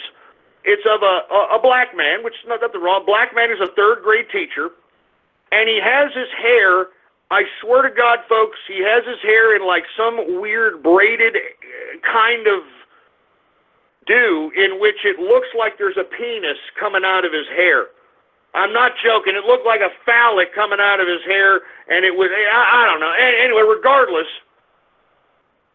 he was showing his teaching style, and his teaching style was rapping. Like, yeah, I like to rap to my kids, and yeah, we're learning the letter A in ass. You got a big ass? Let me see that ass, and all that crap, right? And I'm thinking to myself, this is teaching? This is teaching now, for Christ's sake? And we want to arm these teachers? No freaking way. We can't arm the teachers, folks, all right? I mean, what I don't understand is, why do we have school police officers? I mean, isn't this a failure of protocol? I mean, every time there's a school shooting, shouldn't the damn police officer that's there, that's armed, shouldn't that bastard be the first one initiating the gunfire back with whatever gunman comes onto the goddamn campus? I mean, if that goddamn cop is not the first one shot or the first one to take a shot, then he ain't doing his goddamn job and should be punished, for Christ's sake. All right?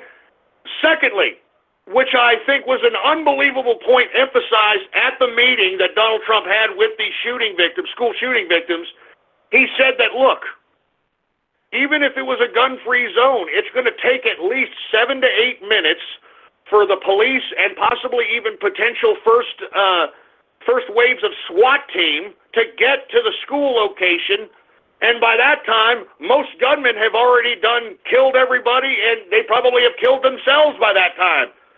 They were saying that the average school shooting is 3 minutes long. 3 minutes long. So if you have a gun-free zone, and your average school shooting is 3 minutes, it takes 8 minutes for the police to respond. The traditional protocols that you people want in a gun-free America aren't going to work. They're not going to save you.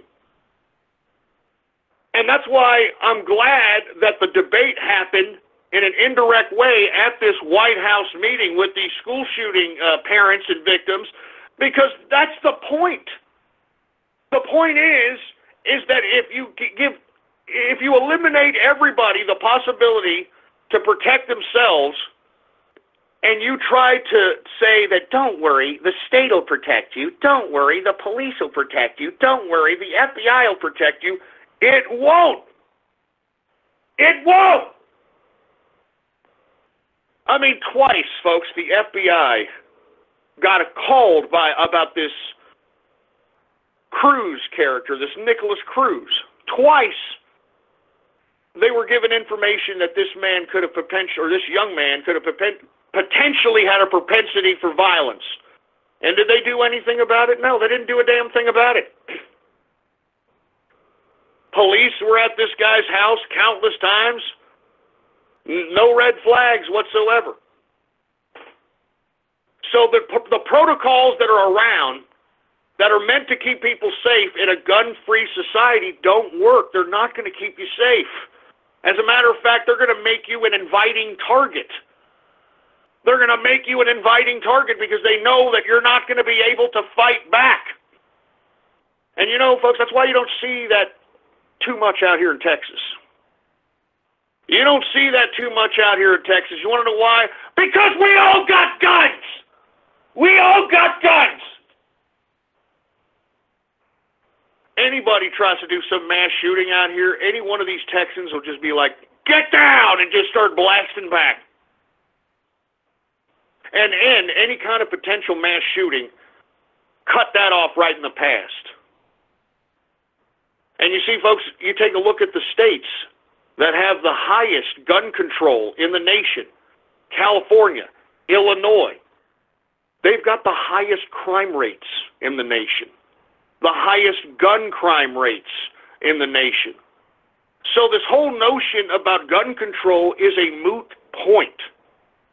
And that's why, and it brings me to this whole notion that this Stoneman Douglas shooting in Parkland, Florida was a false flag, in my opinion. So let's go ahead and get to why I believe so. Whether you believe it or not, I've given you the debate on, if you believe it, why gun control is not the answer, and that the protocols that are in place to protect people aren't going to protect people when it comes to an initiation with somebody with a gun. Now, let's talk about why I believe Stoneman Douglas High School shooting was a false flag operation. First and foremost, folks, let's go through the obvious checkpoints, okay? Where are the bodies? Where is the blood? All right? I mean, this is what I have the biggest problem of with all these school shootings. All of them! All these school shootings, I don't see not one body that is purely dismembered from being chopped up with an AR-15 or variant thereof. Secondly, especially when it comes to these mass shootings, folks, there should be massive amounts of blood. There should be blood splatters everywhere. There should be bullet holes with blood splatters everywhere. There should be at least one or two depictions that show this scene to some capacity. There are none. And not to mention, none of the footage that they show of people being triaged and treated at the scene as it pertains to the shooting look like they're bleeding and they look like they're dead. So who are they sending to the hospital? And by the way, if they know these kids are dead, Who makes the assumption? Who makes the call that they just go by bodies in the school and say, that one's dead, that one's dead, that one's dead, that one's dead, that one's kind of moving, but it's dead? I mean, who makes these calls? Somebody has to, because there were no bodies coming out. There wasn't any bodies coming out in Sandy Hook. There wasn't any bodies coming out in this goddamn shooting. Give me a break. Now, people are going to ask, well, Ghost, that's so macabre. Why would you want to see such a gruesome thing? Don't you understand that the Supreme Court, as a matter of fact, any court for that matter, the judge and jury have to see every piece of evidence. And this includes, folks, believe it or not, 6 sadistic snuff films and illegal pornographic material, video of people being chopped up, slaughtered, shot, whatever.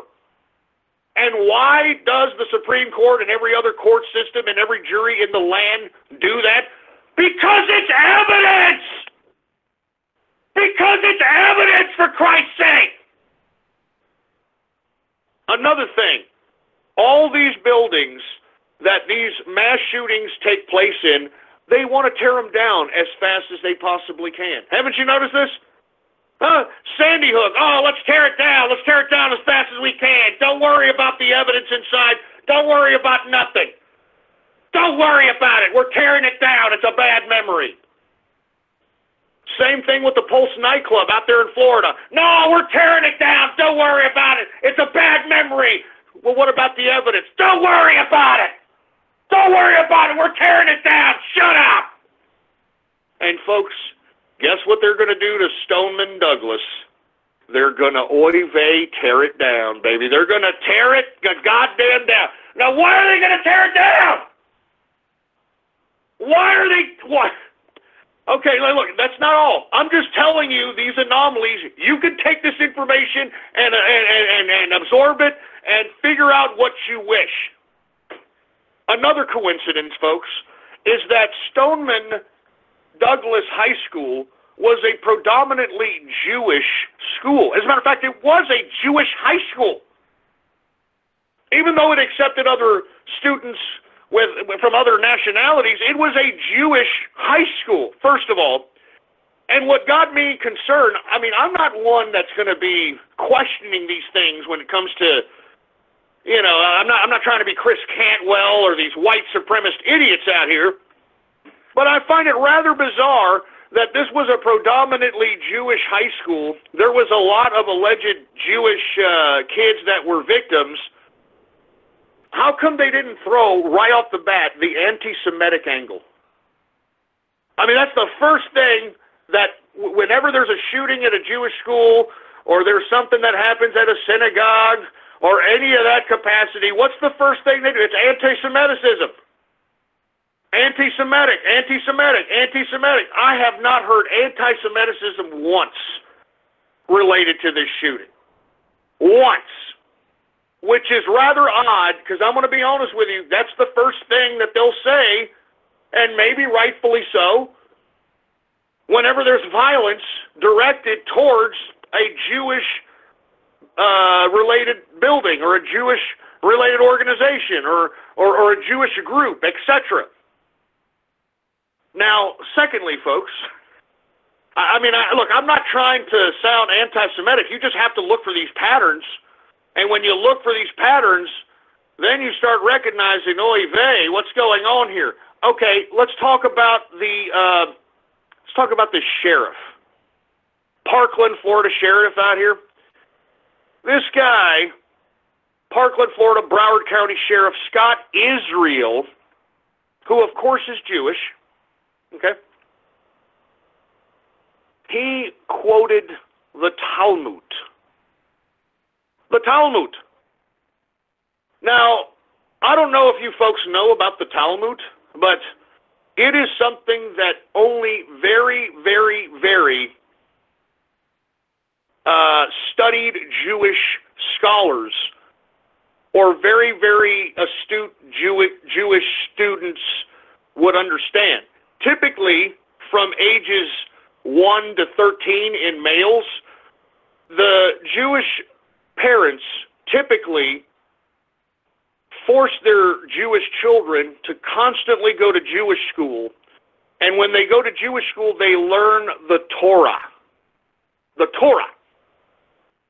And then typically after they learn the Torah, that's pretty much it. They don't really learn anything anymore after that.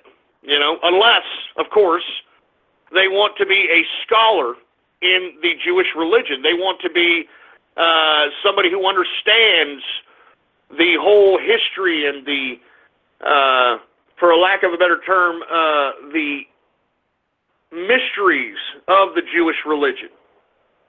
And the Talmud is a very controversial book. In the Talmud, it's written, and I'm not trying to say anything anti-Semitic, it is the fact. These are facts. It says that Jesus' mother was a whore to a carpenter, and that Jesus was a bastard who should rest in piss. And I'm not kidding around, folks. I mean, I'm paraphrasing.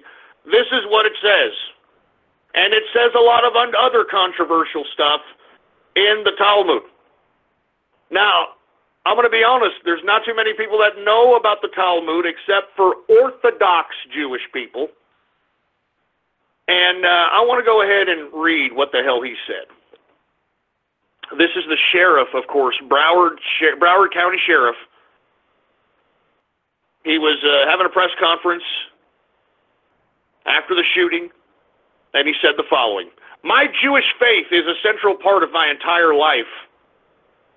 My late father, Sonny Israel, fought in the Korean War and became a police officer because he believed in the call from the Talmud.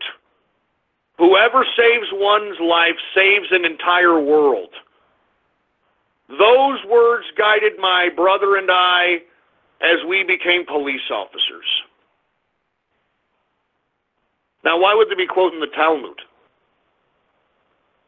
Okay? Predominantly Jewish school.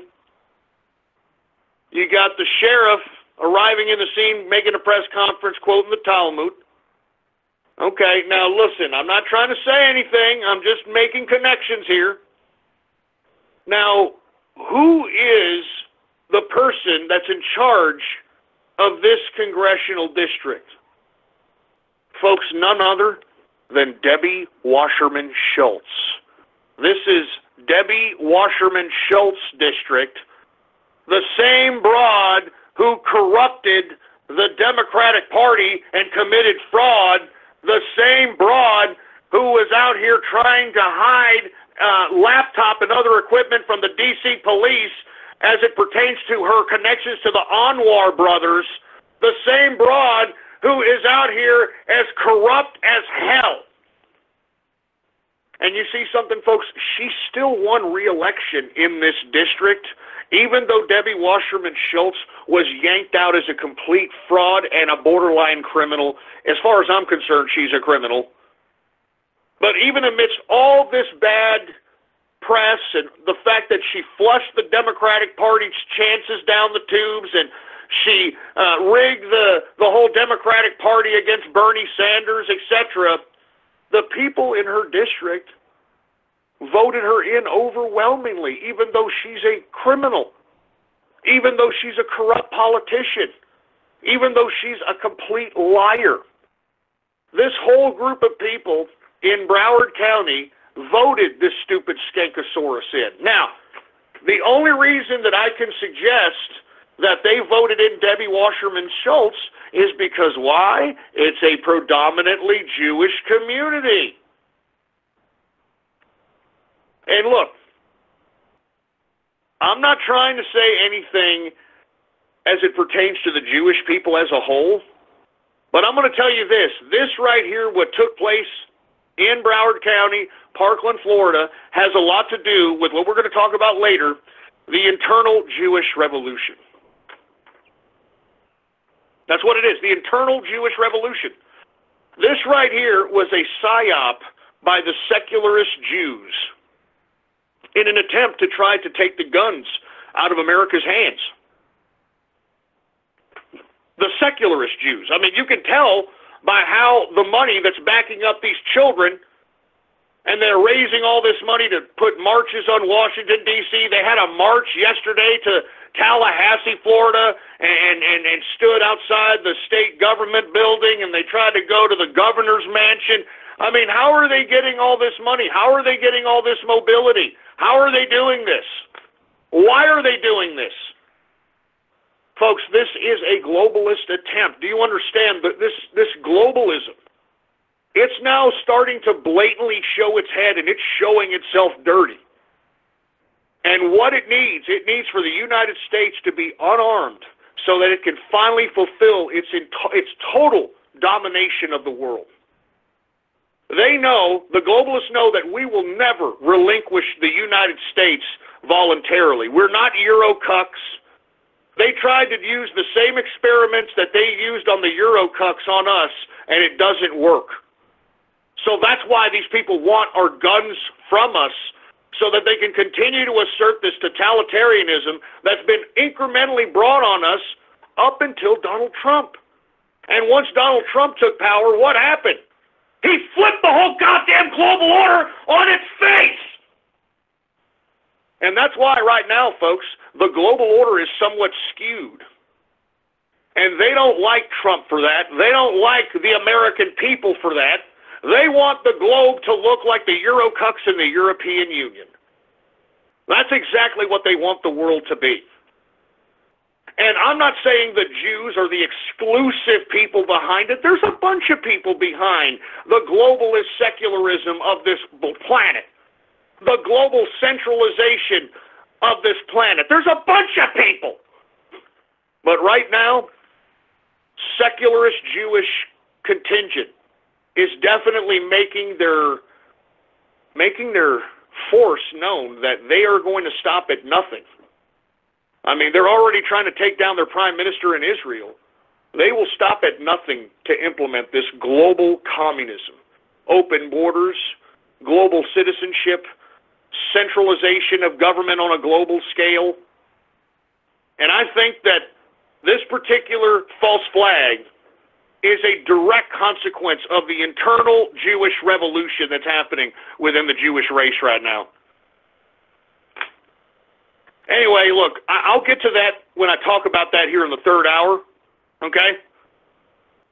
As a matter of fact, we're already 3 minutes in to the third and final hour of the True Capitalist Radio broadcast. And, of course, I am your host, the man they call Ghost. And once again, folks, I want to thank everybody for tuning in with me. Before we get started on anything else, I'd like to remind everybody to please spread this goddamn show around like wildfire and let everybody know that True Capitalist Radio is in effect and in the house, and we are live every Monday, Wednesday, and Friday, 6:30 p.m. Central Standard Time, right here on the official website of the True Capitalist Radio broadcast, and it is blogtalkradio.com/ghost. That's blogtalkradio.com/ghost. And of course, before we get into anything else, I'd like to remind everybody to please follow me on Gab, baby. Gab, the last bastion of freedom of speech on the internet today. You can get there by typing in your browser right now, gab.ai, and you can follow me there under the name Politics Ghost, all right? All one word, no underscores. Politics Ghost is the name to follow. And by the way, folks, if you want to join the exclusive True Capitalist Radio chat room, baby, and look, we're almost at 100 people up in here. Can you believe this? We're almost at 100 goddamn people. Now, with that being said, folks, if you want to be a part of the True Capitalist Radio chat room, exclusive giveaways, exclusive content, etc., etc., all you've got to do is go to my Gab right now, Politics Ghost, and subscribe, baby. It's that simple. Subscribe. And once you subscribe, just shoot me a private message on my Gab. All right? Just shoot me a private message on my Gab, and I will make sure that you get yourself I'll make sure to get yourself a goddamn invite into the True Capitalist Radio chat room, baby, all right? I mean, it's as simple as that. Subscribe, baby! And what's going on? Look, you know what? Everybody that is in the True Capitalist Radio chat room right now, let's go ahead and get everybody on the microphone here, all right?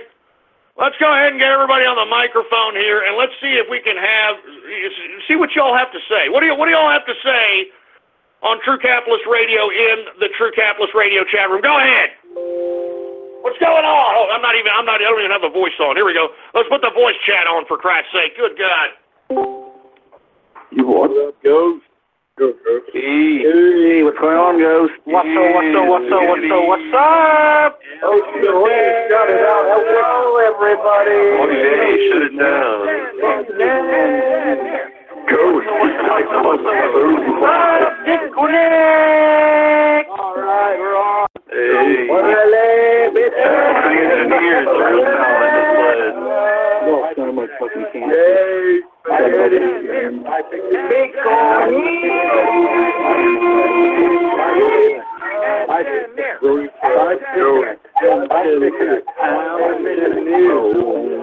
All right. Shut it, oy vey, shut it down.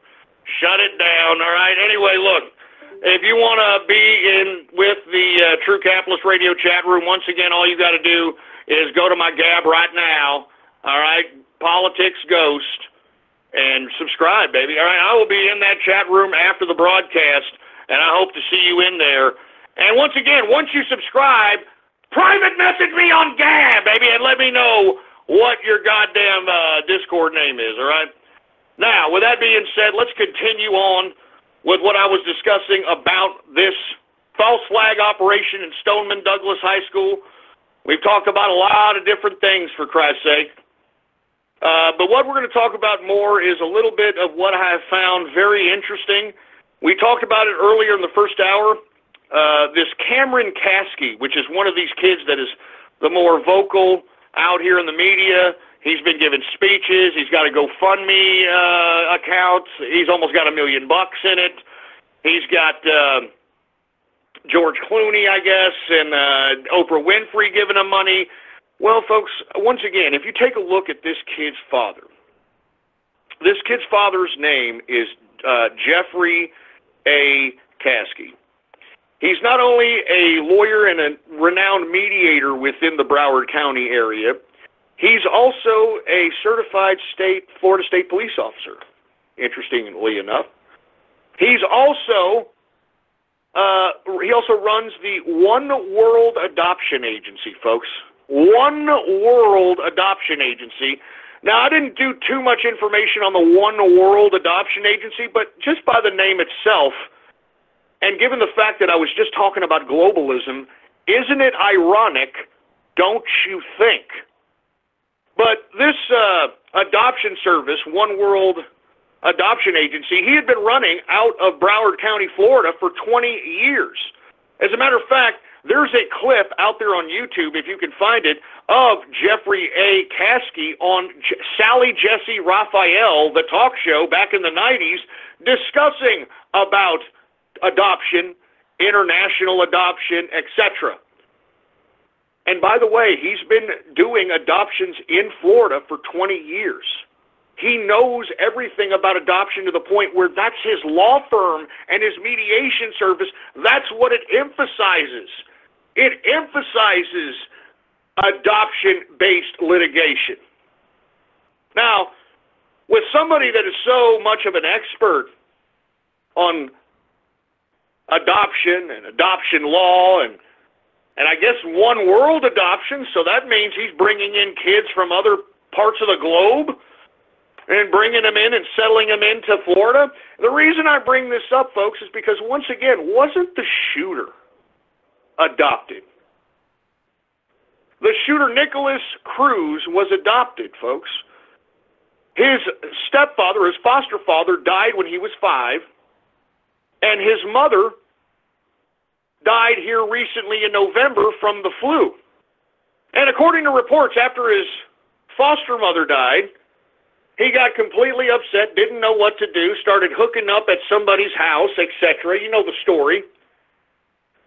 and just decided to go, I guess, on a shooting spree, miraculously for no reason. But folks, guess what? It was reported yesterday, and I gabbed this, that the suspected shooter, Nicholas Cruz, is about to inherit $800,000. $800,000 from this foster mother that's dead.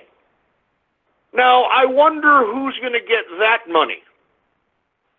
Well, is it going to be Nicholas Cruz? They're going to put him somewhere and, maybe whisk him off to an island and then just bring him back every now and then to do some interviews? I mean, what are they going to do?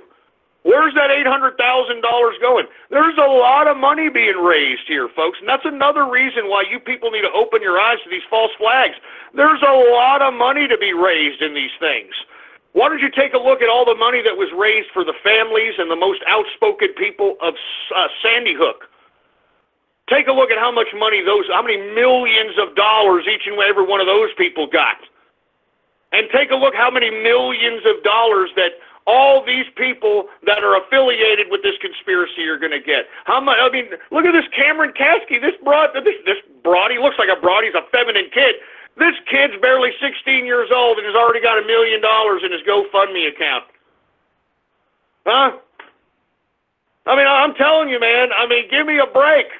And if anybody knew about the adoption of Nicholas Cruz, wouldn't it have been Cameron Kasky's father, Jeffrey A. Kasky, the guy who's been doing One World Adoption Agency in Broward County and in Florida for the past 20 goddamn years?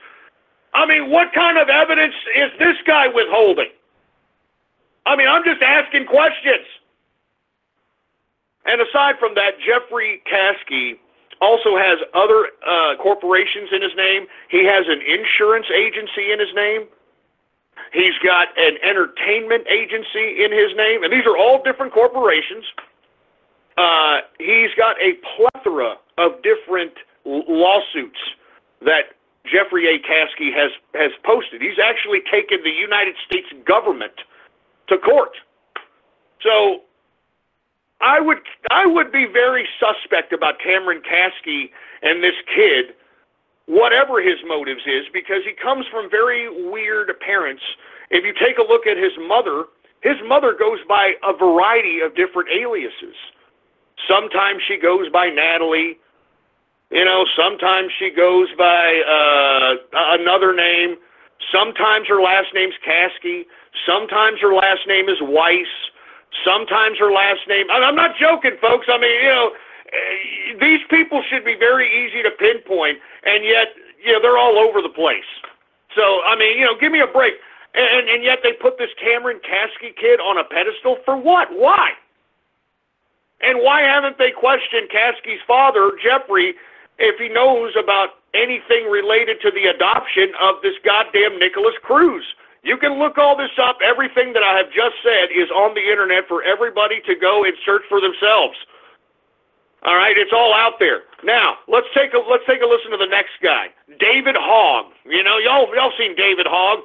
This stupid kid can't even remember his lines, for heaven's sake. And it seems that every damn video that I post of David Hogg seems to be taken down for some reason.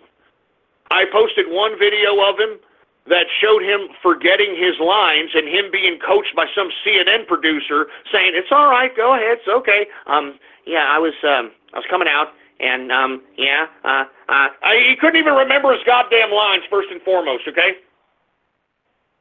Secondly, I post another goddamn gab of him, and I guess this one is actually staying up. This gab, folks, and look, you can go down to, here, let me see how many posts here. 1, 2, 3, 4, 5, 6, 7, 8, 9 posts. This is a live stream that this kid gave on the 16th, that evening, in an attempt to show how serious they were, okay? Here, let me show you that one more again, all right? Let me copy it and take a look at my gab. Take a look at this video of him. This was a live stream on YouTube that he decided to take himself with students that were apparently there at the Stoneman Douglas High School situation. There it is. There it is right there. And they look very suspect. Look, let me just listen to it. Just listen to it. I know some of you ain't going to listen to it. Let's go ahead and listen to it for a little bit. Listen to how disingenuous these little pricks sound. Just listen. Just listen. Go ahead and roll it, engineer. So, we're live on YouTube. They live together. Let me tweet this out. Everybody's watching that. Yeah, tweet it down. That's what I was put on my mind. Actually, I guess I should change my stuff to match my name. Can you guys look up? Now, do you hear they're talking about, well, if you look up my name, my stuff doesn't show up. Do you see they're already planning this media onslaught, these little brats? Doesn't sound like very distraught kids to me.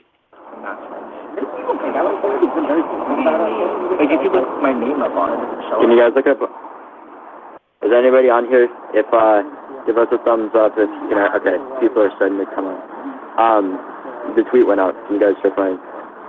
Just to make sure that people saw it. Right. I want that. What's happening? Just look at my Twitter.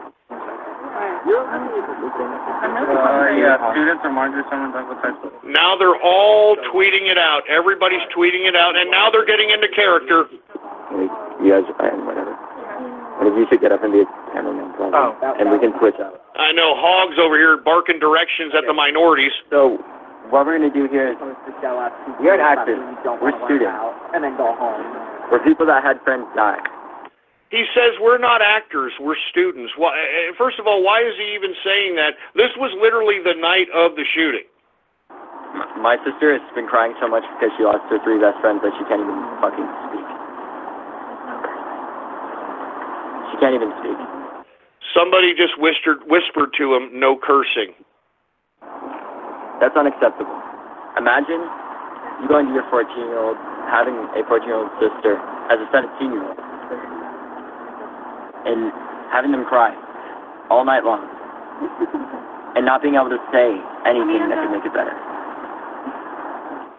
Cry all night long? I mean, you're not even there. You're at the school tonight. What are you talking about, you fake brat?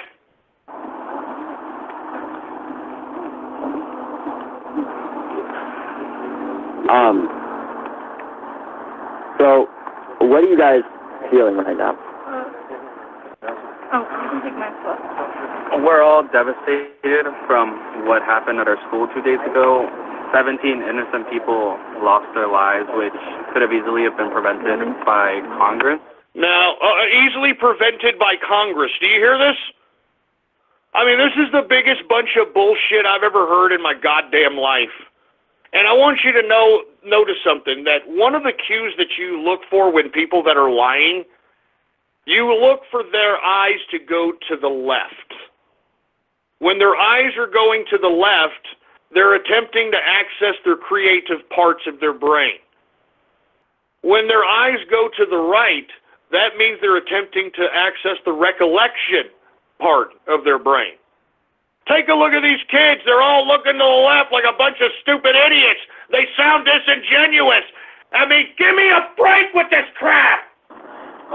This isn't the first one that happened this year. There have been many, and that's way too much. This should have ended from the first one. Congress needs to change their actions, and they need to come together, and they need to act. Listen to the ghost. Innocent children. Yeah, let's listen to the ghost right now. And hey, shut the fuck up! Shut up! Fucking, I'm sitting here. Listen to him, like talk. Hey, assholes, shut the fuck up! I'm talking, I didn't even realize. I'm sitting here trying to have a broadcast, and you idiots are on fucking voice cast. Shut the fuck up! Sorry, folks. I'm sitting over here. I'm trying to have a decent conversation. I'm trying to tell people a little bit about some false flags that are happening. But instead, I got these idiots talking on the goddamn microphone, for Christ's sake. Stupid idiots. Stupid. Continue. They should go to school and be safe, and they shouldn't be able to lose their sense of security like we all have. We all had to run for our lives. And you lose your sense of security. Hold on. Lose your sense of security. You're out there in front of a school that got shot at night, you dumb, stupid minority. And no student should have to go to school in the morning and think about, like we all did, I'm pretty sure, you know, like how am I going to... Great. We've got the stumbling, mumbling, fat femme going on. Look, you all get it, all right? You all goddamn get it. All right? This is a phony. This is a freaking fraud. All right? I mean, listen, the first thing that this little brat says, is, we're not actors, dude, okay? We're not actors, man. Oh, Jesus Christ, man. Anyway, and then we've got this other broad. I mean, who is this little dyke, Emma Gonzalez? Have y'all heard her little spiel, Emma Gonzalez? Oh, my God. I can't believe people are actually believing these stupid twats of kids. I'm not even joking around, man. Here, let's take a look at Emma Gonzalez, and then I got to move on because I'm running out of time here, man. Jesus Christ. Here, listen to this stupid, dumb, neurotic, spastic, bald bull dyke that we're all supposed to just take serious because, oh, I'm going to talk like I'm a neurotic nutcase. I mean, listen to this stupid broad. I mean, this is ridiculous. Turn this crap off. Turn that crap off, engineer. Goddamn, this is Emma Gonzalez, one of the so-called, oh, I'm the leader, and we got to make this stop, and yeah. And look at all these adults around her. I mean, look at all the funding. This is crap. Throw it on, engineer. We are going to be the kids that you read about in textbooks. Not because we are going to be another statistic about mass shootings in America, but because, just as David said, we are going to be the last mass shooting.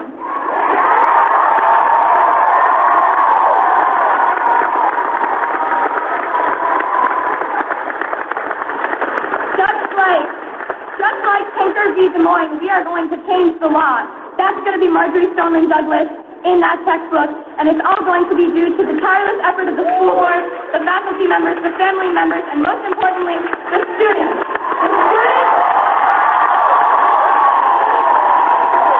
I mean, what the hell is this? Is this a pep rally or a vigil? The students who are dead, the students still in the hospital, the students who are now suffering from PTSD, the students who had panic attacks during the vigil because the helicopters who wouldn't leave us alone, hovering over the school 24 hours a day. Hey, wait, hold on. Do you not want to be safe, or do you want to be safe, you neurotic lesbian nutcase? I mean, are we supposed to take this serious, for Christ's sake? Is this the new woman in America? Huh? Is this the new goddamn female in America? No wonder we have so many young virgins, for heaven's sake. This is sick! This is pathetic! There has been one tweet that I would like to call attention to. So many signs that the Florida shooter was mentally disturbed, even expelled for bad and erratic behavior. Neighbors and classmates knew he was a big problem, must always report such instances to authorities again and again. We did, time and time again. Since he was in middle school, it was no surprise to anyone who knew him to hear that he was the shooter. Well, that doesn't make your case for gun control very well, does it? Look at all the handlers around her. It's like, she's going off script. Those talking about how we should have not ostracized him, you didn't know this kid. Okay, we did. We know that there's... Man, this broad is trying to poke her eyes to get a tear out. It's pathetic. It's utterly pathetic. Claiming that there are mental health issues, and I am not a psychologist, but we need to pay attention to the fact that this isn't just a mental health issue. He wouldn't have harmed that many students with a knife. He wouldn't have harmed that many students with a knife. How the hell do you know, you dumb bull dyke? They're doing it right now in China, where they got totalitarianism, where they've got a whole police state, where everybody's monitored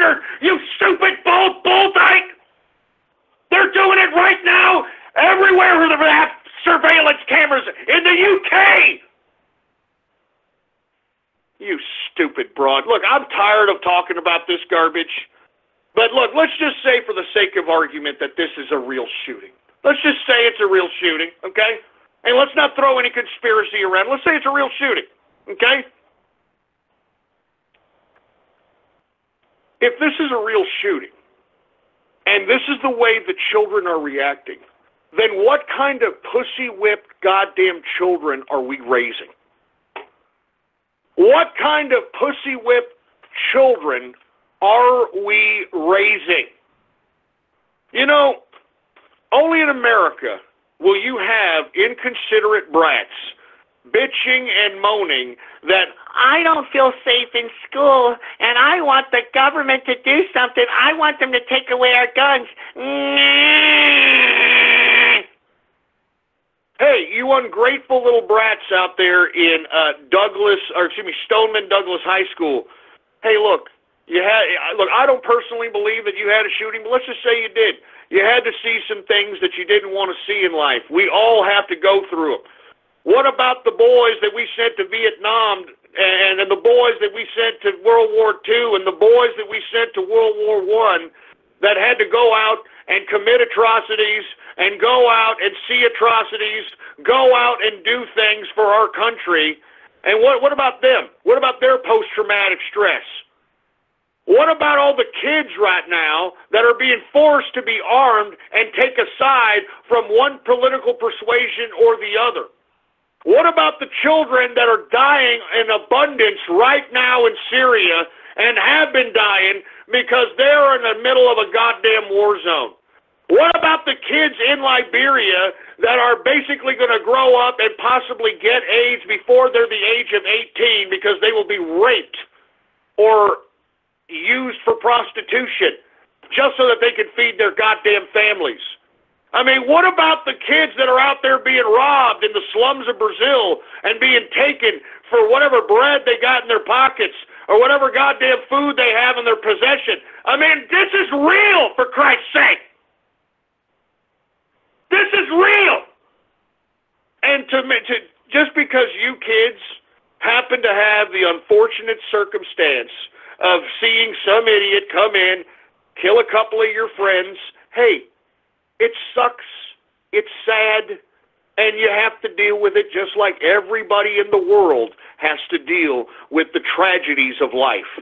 You stupid, ungrateful, Western civilized, dumb, imbecilic brats.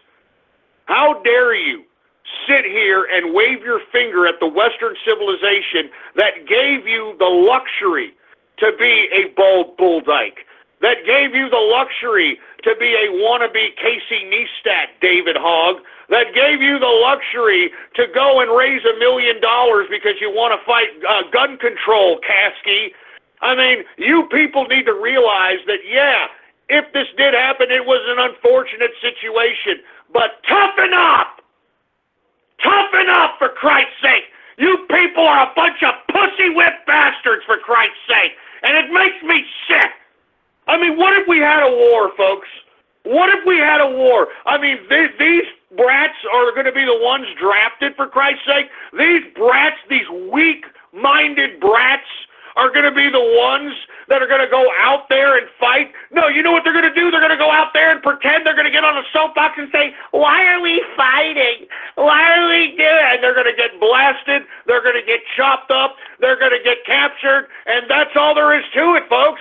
I mean, we need to snap out of this false sense of political correct reality and realize that at any moment, our way of life, the way we know it, the way we conduct things could end at any moment. And we need to pull whatever masculine resources we have left in this country so that they can fight against whatever opposition that tries to take away our way of life from us. And it doesn't make me feel very confident about America when you've got pussy-whipped, fruit bowl children like this pissing and moaning that, oh, we're tired of dying. We're tired of dying. We want you to take all the guns away from legal people. We want you to take all the guns away from legal people. We're tired of dying. I mean, no wonder everybody in the world hates this country, man. I mean, if I was a Syrian kid and I had to listen to Allah snack bars every day around my goddamn house, seeing people getting blown up, seeing kids getting caught with strays, probably losing one or two of my relatives, for Christ's sake, and then I see this on the television, I see this on the goddamn internet, I mean, I would hate America. I'm serious, man. Are you kidding me? Oh, you know what? I was supposed to talk about a whole bunch of stuff. I don't even want to talk about it anymore because it's useless. It's fucking useless. You know that? It's fucking useless. And the reason I say that is because look at the kids. Look at these fucking brat, psychotropic-induced, neurotic brats that we're mass-producing. Look at this future that we're creating. Look! Look! What difference does it make, man? I mean, this is what I'm most afraid of. I'm most afraid that Donald Trump is a holding pattern. All right? Is a holding pattern for our impending doom. And our impending doom is succumbing to our own totalitarianism. That's what these kids are begging for. These kids are begging to be like China. These kids are begging the state to take control and to take care of them from cradle to grave. And they can't. Not even China can save its own people under its totalitarian police state. It's having mass stabbings. Look up mass stabbings. Look up mass machete attacks. They're happening in abundance in China, and they can't stop them. And what are you going to ban knives now? You're going to ban machetes? Look in the UK. They're throwing acid on people. How are you going to ban acid? If you ban all the acid in goddamn UK, they'll figure something else out, and it will be worse. I'll be personally honest with you. I'd personally want to be shot than having some goddamn acid attack on me. That's just my personal opinion. All right? But man, I'm just so jaded about these freaking the youth out here. Anyway, look, I was going to talk about Robert Mueller special counsel and about how it's looking like the collusion is with the Democrats and Russia. Even Bernie Sanders came out today and is blaming Hillary Clinton for hiding the Russia meddling. And I'm glad that at least Bernie Sanders is coming out and saying that, hey, it was Hillary Clinton that withheld the Russia meddling. I told her that she should have let the FBI go into her computers and let them investigate whether it was Russia, but she didn't want to, and I didn't understand it. But now that you got the FBI at the highest rankings doing her dirty work for her, it all makes sense now, and that's why Hillary Clinton didn't want to talk about Russia and didn't want to talk about any connections there. She had all the connections there, and I'm blaming her. Uncle Bernie is blaming her for hiding the Russia meddling. Even Uncle Bernie said it. And why is Robert Mueller's special counsel continuing? I have no idea. It's a political, weaponized piece of trash. Now, folks, I did discuss about the internal Jewish revolution. There is an internal struggle happening within the Jewish race. It's the secularists versus the traditionalists. And right now, the secularists are winning. The secularists are winning, and they're overcoming the traditionalists. That's how come they're able to have enough clout to pull out Bibsy from power. I'm talking about Benjamin Netanyahu, the Prime Minister of Israel. They're setting him up to remove him from power so the secularists can come in. And folks, I'm telling you, there's not going to be any more Israel if the secularists come in. They're going to have open borders. They're going to have an open Israel bringing in refugees. They're going to, I mean, there's a whole bunch of things that are going to happen. This is pure communist globalism, folks. That's what secularism is. And that's what's dominant within the Jewish race right now. Why do you think that Donald Trump tried to aid Benjamin Netanyahu by suggesting that we are now going to recognize Jerusalem as the capital of Israel and move our embassy to Jerusalem? Because, folks, we as America, our vested interest is for the Jewish contingent of the world and Israel not to be secularists. We need them to not be secularists. We need them not to be down with the European Union. We need them not to be down with this United Nations nonsense. And right now, folks, Benjamin Netanyahu and his traditionalist Jewish variants, they don't want to be a part of this open borders for Israel. They don't want to be a part of this integration for Israel. They don't want to be a part of what's emerging out here in the United Nations. All right? They don't like the fact that you've got the European Union, wanting diplomatic relations with Iran. I mean, that's a slap in the face. So once again, folks, if you want my opinion, Benjamin Netanyahu is being taken down by, obviously, the institutionalists, globalists, and George Soros, and the Jewish secularists. I mean, that's what George Soros is. He's a Jewish secularist, man. And to be completely honest with you, I'm worried about Benjamin Netanyahu. They just turned his Ministry of Communications head, Shlomo Filber, into state's evidence, and he's going to testify against Benjamin Netanyahu. So it's getting serious out there. But I distinctly believe that the Stoneman Douglas shooting was the secularist Jewish faction who are in conjunction with the global communists.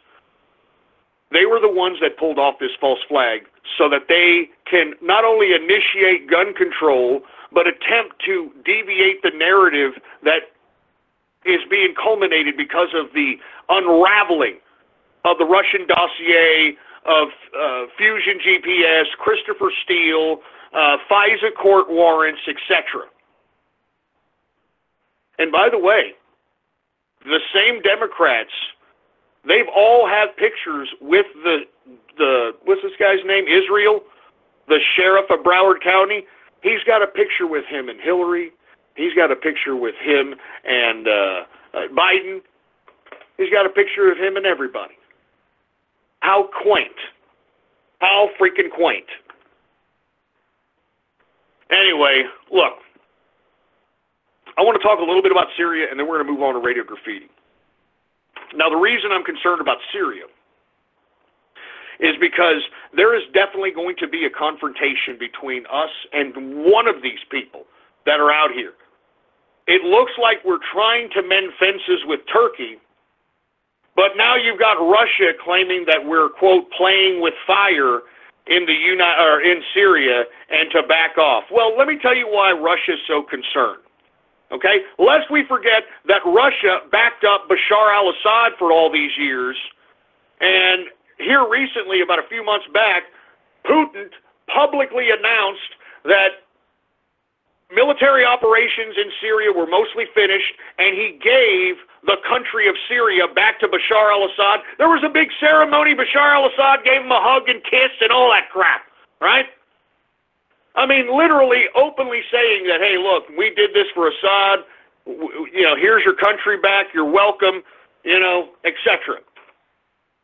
Well, now, folks, we've talked about how Turkey has made a military operation in the city of Afrin, Syria, and their claim is that they got to go into Afrin to rid the city of terrorists, and their terrorists are the Kurds, and the Kurds have conducted a few terrorist operations within the border of Turkey, so that's why they're justifying the military operation in Afrin.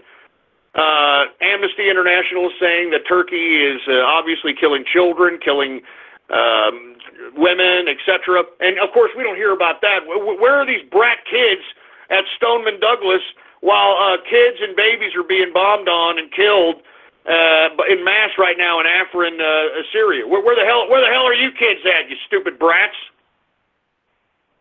Well, folks, since the Afrin offensive was started by Turkey, Turkey has been giving it to the Kurds, but the Kurds They're fierce fighters, man. So the Turks have been taking some casualties.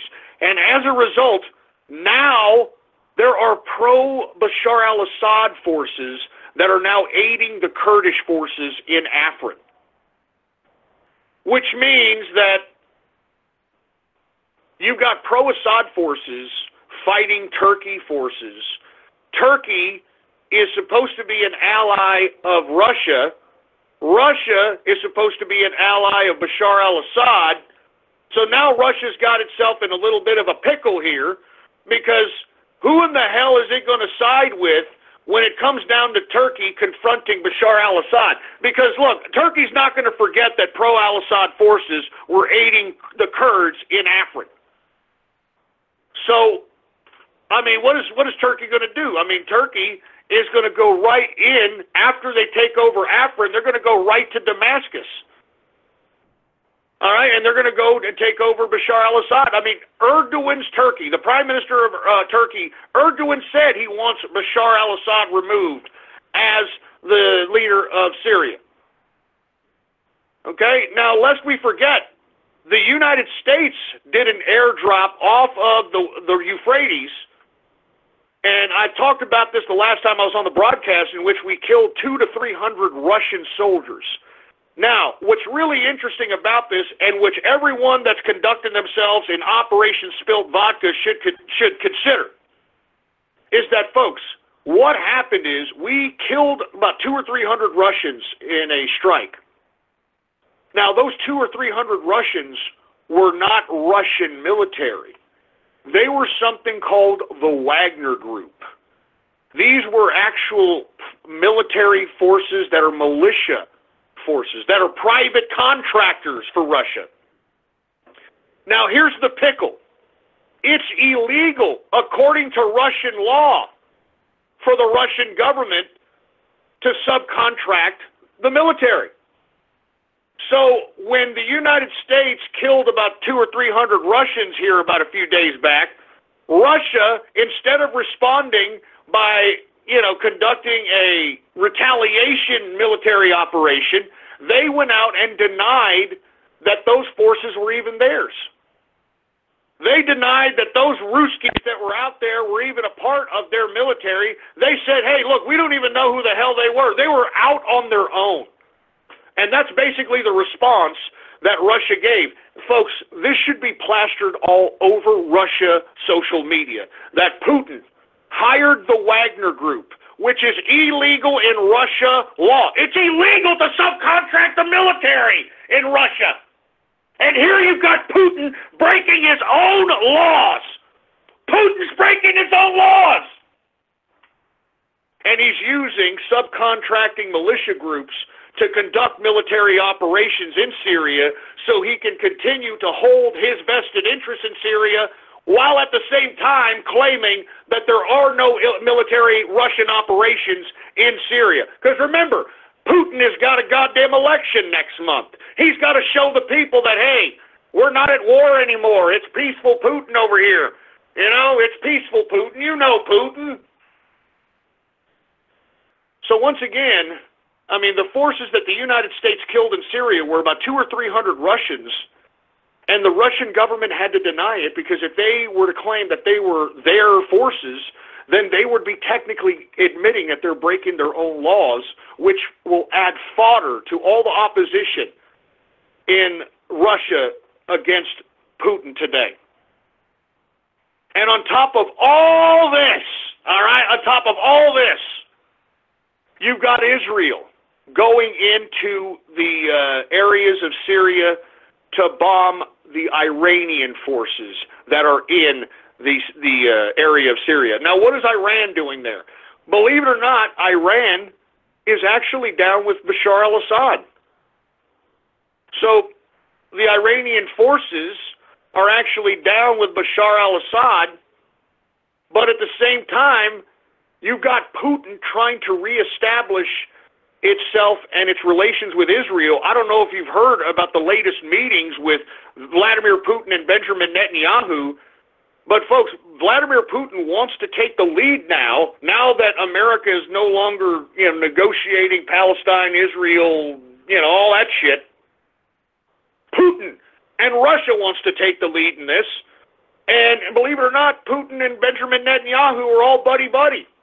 I mean, it was the fact that Russia, which controls a good portion of the airspace with anti-aircraft, etc., they were the ones that stood down and allowed Israel the airspace to bomb on the Iranians. And what's really bizarre is that, wait a minute, I thought the Iranians and Russia, I thought they were like this. I thought they were down for there. So Russia is finding itself in a very precarious situation with its hands in a lot of cookie jars out here, and I think that this puts a lot of egg on the face of Putin. All right? It puts a lot of egg on the face of Putin out here, and, I mean, this guy is double-crossing everybody. He's double-crossing the Turks, all right? He's double-crossing the Iranians. I'm telling you right now, it's a very interesting situation happening in Syria, and that's why I keep covering it, folks. Anyway, with that being said, that's it. That's all. Let's go ahead, I guess.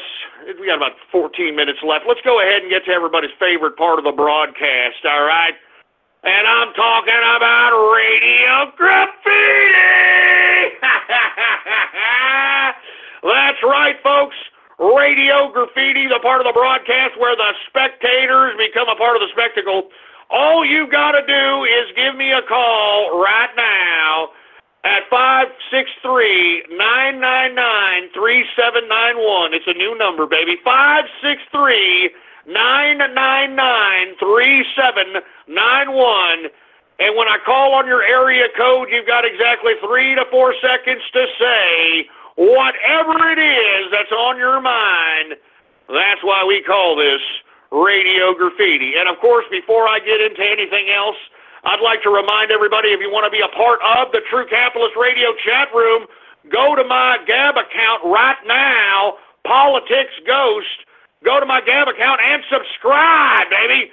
Subscribe right now, and once you subscribe, give me a private message on my Gab and let me know what your Discord name is, and I will make sure to give you an exclusive invitation to the True Capitalist Radio Discord. Not to mention, you're going to have exclusive content, baby, exclusive contests, all kinds of exclusive goodies. There's a whole bunch of reasons to subscribe. So go to my Gab account right now and subscribe, baby. Anyway, with that being said, I will be kicking back after the show in the True Capitalist Radio chat room in the voice chat. So if you happen to be a part of the True Capitalist Radio chat room, come kick back with us, all right? I'm going to be drinking tonight and chilling and all this other stuff, so I hope to see you there, baby. Anyway, engineer, do we have any Radio Graffiti calls to be had?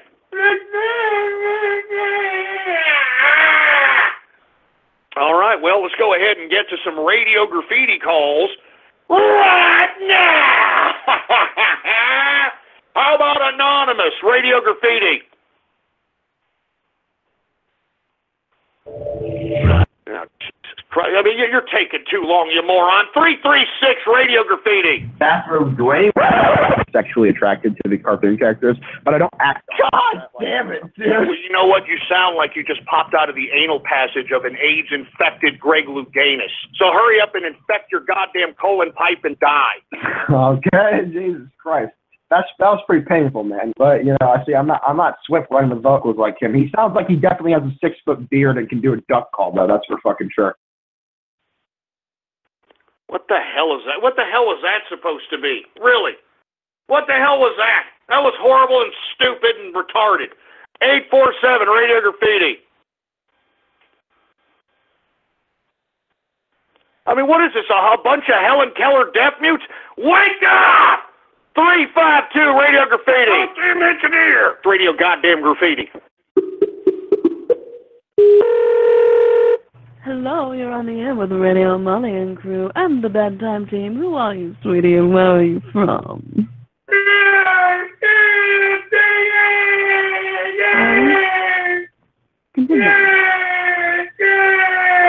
Oh, I'm so sorry to hear that happened to Ghost.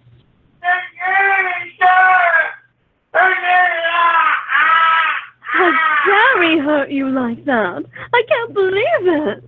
So, did you have a question for our guest of honor? Fuck you! I mean, you shouldn't talk to your mother like that, but I can understand the frustration. So, do you have a question for our wonderful guest? Fuck you! No, thank you. I have a boyfriend. Oh, how sweet! You wanted to cry. Don't worry, engineer. I promise you'll find your mother. Stop sobbing. I will give you tissue. Just cry. Don't worry about it. Come here. Mama Molly will take care of you. Oh, you poor thing. I know. But why don't you join the others up into the bar, and they will make you so happy and at home. Bye-bye, dear. No! What the hell was that?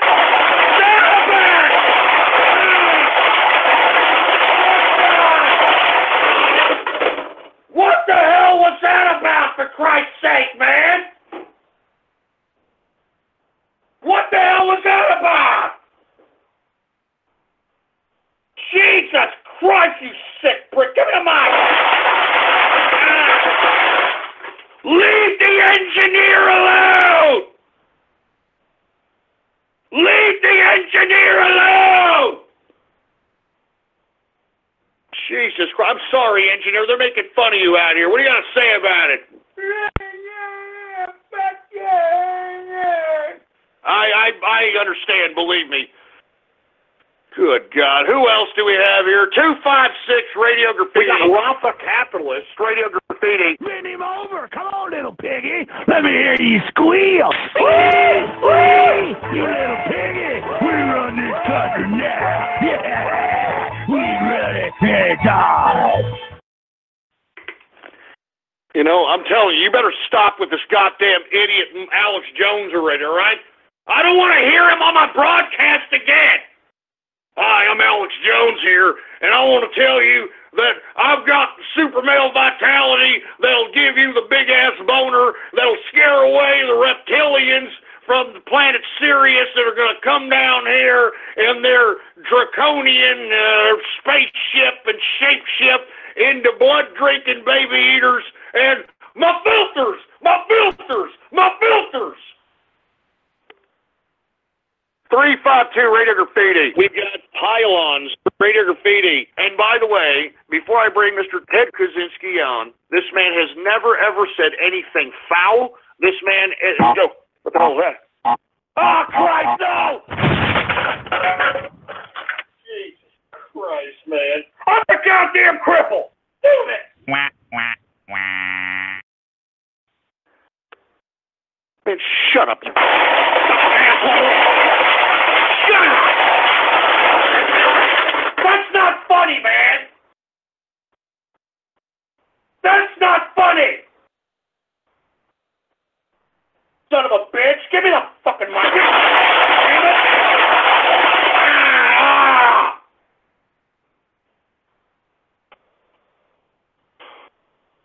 Stupid, man. Freaking stupid! Anonymous Radio Graffiti! Architect of the universe, who has promised that we shall never, never die. God of this world in Corinthians is Satan. Jehovah is Yahweh, Satan, because tetragrammaton, when you flip it and press it together, it's Allah. Annuit coeptus. Hey, you say, yes, we can. Fatality. What the hell was that, for Christ's sake? Good God, 805 Radio Graffiti. Yo, man. Bong rips for Jesus. Yeah, well, that's great. All right, go have fun with the lard, all right? 901 Radio Graffiti. Yay, yay, spaghetti, yay. Yay, there it is. Yay, yay, spaghetti. Yay, yay, all right, shut up, you tard, for Christ's sake. Anonymous Radio Graffiti.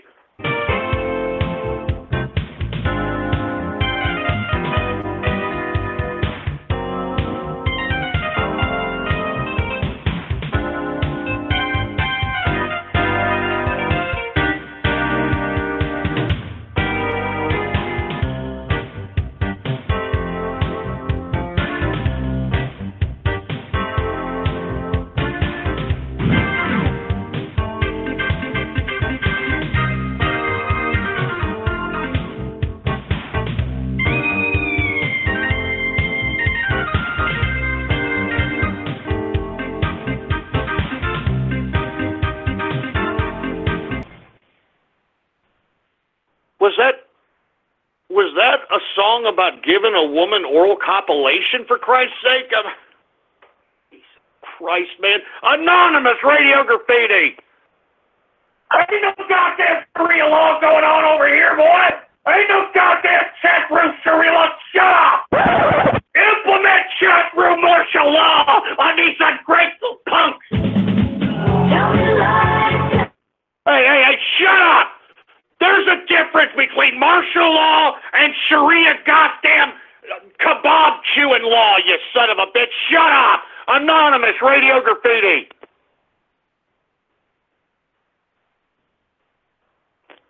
Oh, great, another Helen Keller deaf mute. Anonymous Radio Graffiti! Jesus Christ, get it straight! Get it goddamn straight! 858 Radio Graffiti. Hello, Ghost. I got a question for you. What's the question? Well, you said on a private Gab post you overslept, but then earlier in the beginning of the broadcast, you said you refused to have an interview with the people, but then you said... Hey, wait a minute. Hey, is this Karaskin? No, it's Christian Million, a.k.a. the 858 caller. Shut up, Karaskin. Get this idiot. Get Karaskin out of here. Get him out. Here's a balloon. Get out of here. Jesus Christ, man. 847 Radio Graffiti.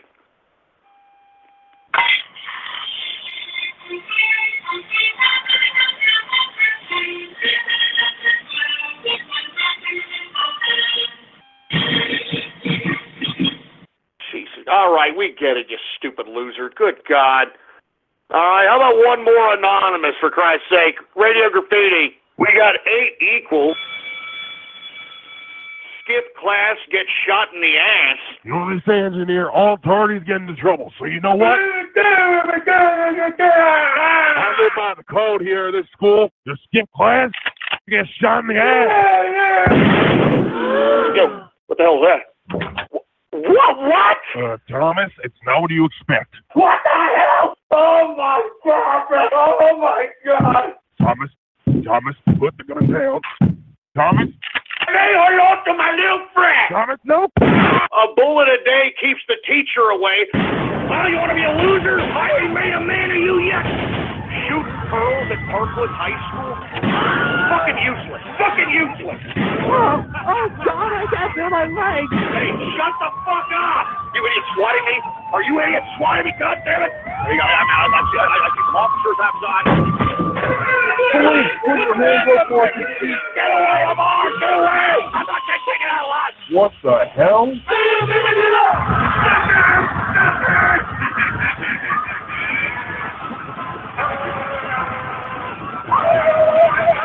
Eventually, our entire nation, with one heavy heart, is praying for the victims and their families. To every parent, teacher, and child who is hurting so badly. Parkland first, White House next. All right, I'm sorry. That's not nice, man. You son of a bitch! No!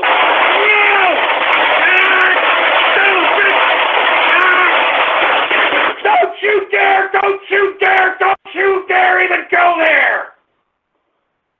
Don't you dare! I'm not ending on that son of a bitch. Give me the mic! I'm not ending on that son of a bitch, for Christ's sake! I'm not ending on it! 713 Radio Graffiti! Forgive me, Father Ghost, for I have sinned. Oh, Christ, what now? My eyes cannot unsee that which has been seen, but I saw pornographic of that trans-testicle Amy Daly. I can't get that dick out of my head! Oh my God! Oh my God! Shut up! Shut up!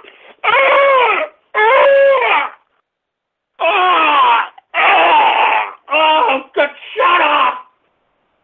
Shut up! I didn't need the visuals to that. Just shut up! Oh God!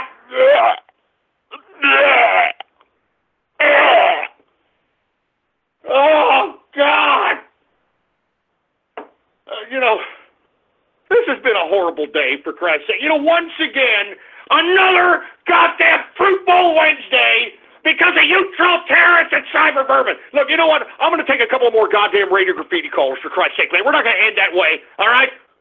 We're not going to end that way. I'm going to take a couple more Radio Graffiti callers, and that's it, all right? We're not ending like this, for Christ's sake. As a matter of fact, more beer! More beer!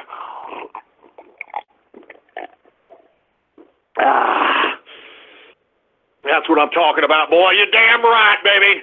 I'm filled with piss and fury, for Christ's sake. And let's do a couple of more Radio Graffitis, for Christ's sake, boy. And as I stated, after the show, I'm going to be in the True Capitalist Radio chat room. And how you get there is by going to my Gab right now. Go to my Gab. Check out my Gab.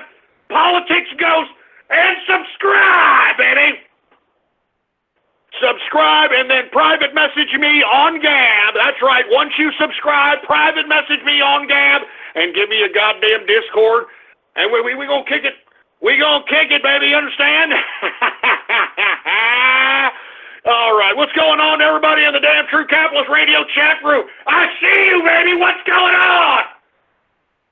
Anyway, with that being said, let me have one more beer. Let me have one more beer, for Christ's sake. More beer, for Christ's sake. Goddamn beer. Damn right. You're goddamn right, boy. We're drinking beer here. Not messing around. And we got those German beers, you know what I'm talking about? None of these pussy whip beers out here. None of these near beers. We're talking about at least 6-7% by volume, baby. And we're knocking them back. We're chugging them back. We're knocking them down. You want to know why? Because we got a pair of balls. Unlike most of these males that are out here in today's America, most of the males in today's America are looking at themselves in the mirror, putting their cock and balls between their legs, seeing how they would look as a woman, because they're bitches. I mean, they're straight bitches. Anyway, do we have any after Radio Graffiti calls, engineer? All right, well, let's take a couple of after post-show Radio Graffiti right now. Who do we got here? How about Anonymous Radio Graffiti? Welcome to the Doki Doki Fan Club hotline. Which girl can I set you up with this evening? Actually, hang on a second. It sounds like one of the girls is trying to get away. I'll call you back in a minute.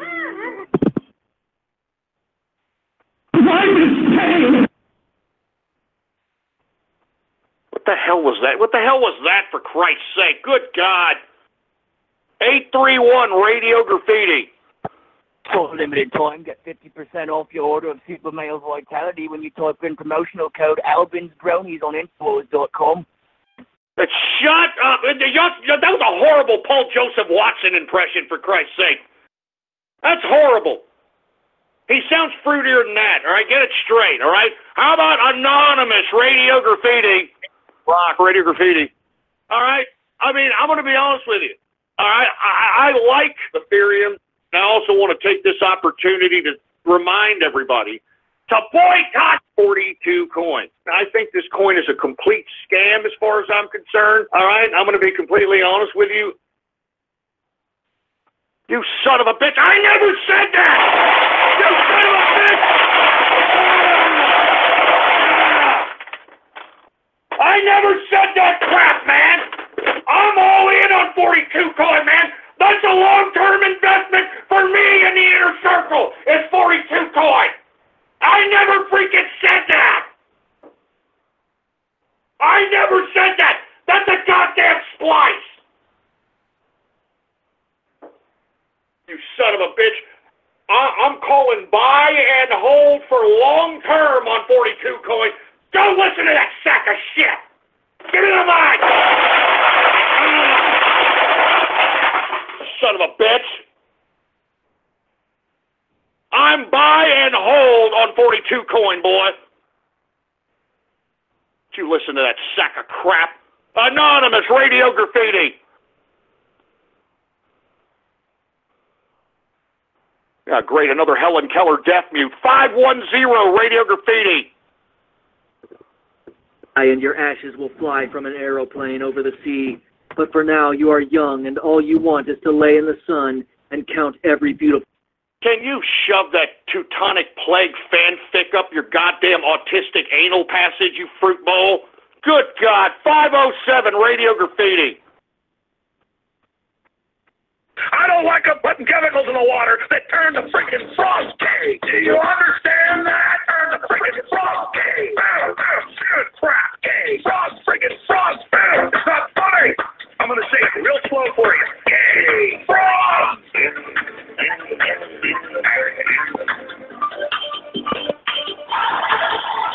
Yeah, well, whatever. Get Alex Jones out of here, for Christ's sake, boy. Get Alex Jones out of here. My filters! My filters! My filters! Shut up! 352 Radio Graffiti. Seriously, Samsung. Radio Graffiti, I hate Eminem. If I ever saw his ass, I'd beat the living bejesus out of him, and I wouldn't go anywhere. Shut your stupid, stinking, smelly salmon hole!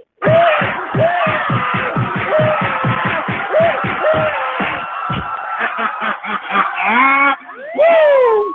Stop! You violated the law. I'd be happy to get arrested for beating Eminem's ass. 6 hours later. All the black people will be hoisting me on their shoulder like I'm a freaking sultan. I'd be Mr. Black People in that jail, boy. I'd be Mr. Black People.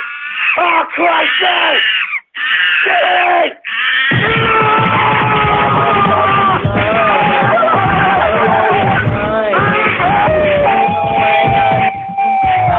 God damn it, what did I tell you?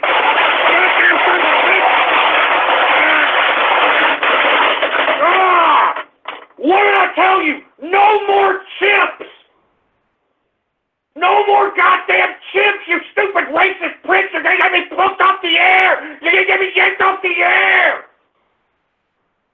No more chimps, you racist pricks!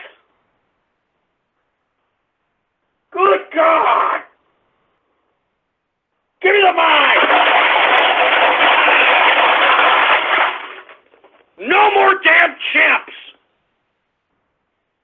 No more! Good God, anonymous Radio Graffiti! Rise and shine, Mr. Ghost? Rise and shine. Not that I wish to imply you have been sleeping on the job. No one is more deserving of a rest, and all the effort in the world would have gone to waste until, well, let's just say your hour has come again. The right man in the wrong place can make all the difference in the world. So wake up, Mr. Ghost? Wake up and smell my hat. What? It's you sick son of a bitch! Shut up! Sick son of a bitch! Oh, God. I'm only going to take a couple of more. This is horrible. This is horrible. I've been gone for 4 days. This is the best you sons of bitches have, for Christ's sake. I should be whipping digital ass right now. This is so goddamn pathetic. 352 Radio Graffiti, for Christ's sake. Graffiti. These are the plaintiffs, Vincent Kennedy McMahon and Theodore DiBiase Sr. Vincent claims that the defendant illegally used a piece of music specifically composed for the retired wrestler. He also didn't bother to obtain express written consent to use the song, and now the CEO and chairman of World Wrestling Entertainment is suing the defendant in court today for the maximum of $5,000 for royalty fees.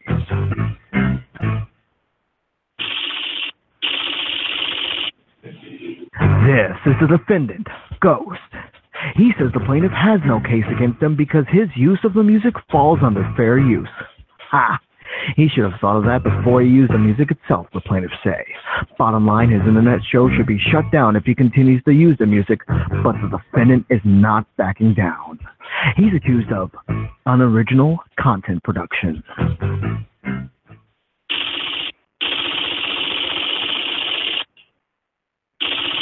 The defendant has filed a countersuit for $1,200 for a frivolous court case and lost wages. All party, please raise your right hand. What you are about to witness is real. The participants are not actors. They are actual... Look, hey, shut up! That's not funny! Shut the fuck up with that! Shut up! Excuse my French, but shut up! Shut up! Shut up! Anonymous Radio Graffiti. I'm Donald Trump, and I approve this message. So I'm standing in line at the airport, waiting in security because of all the freaking Muslims. And the TSA security people all look like black thugs from the inner city. I'm like, oh, good, you're going to protect us? No, maybe it's good they're all gang members. At least they can tell the difference between Muslims and Mexicans, because God knows I can't.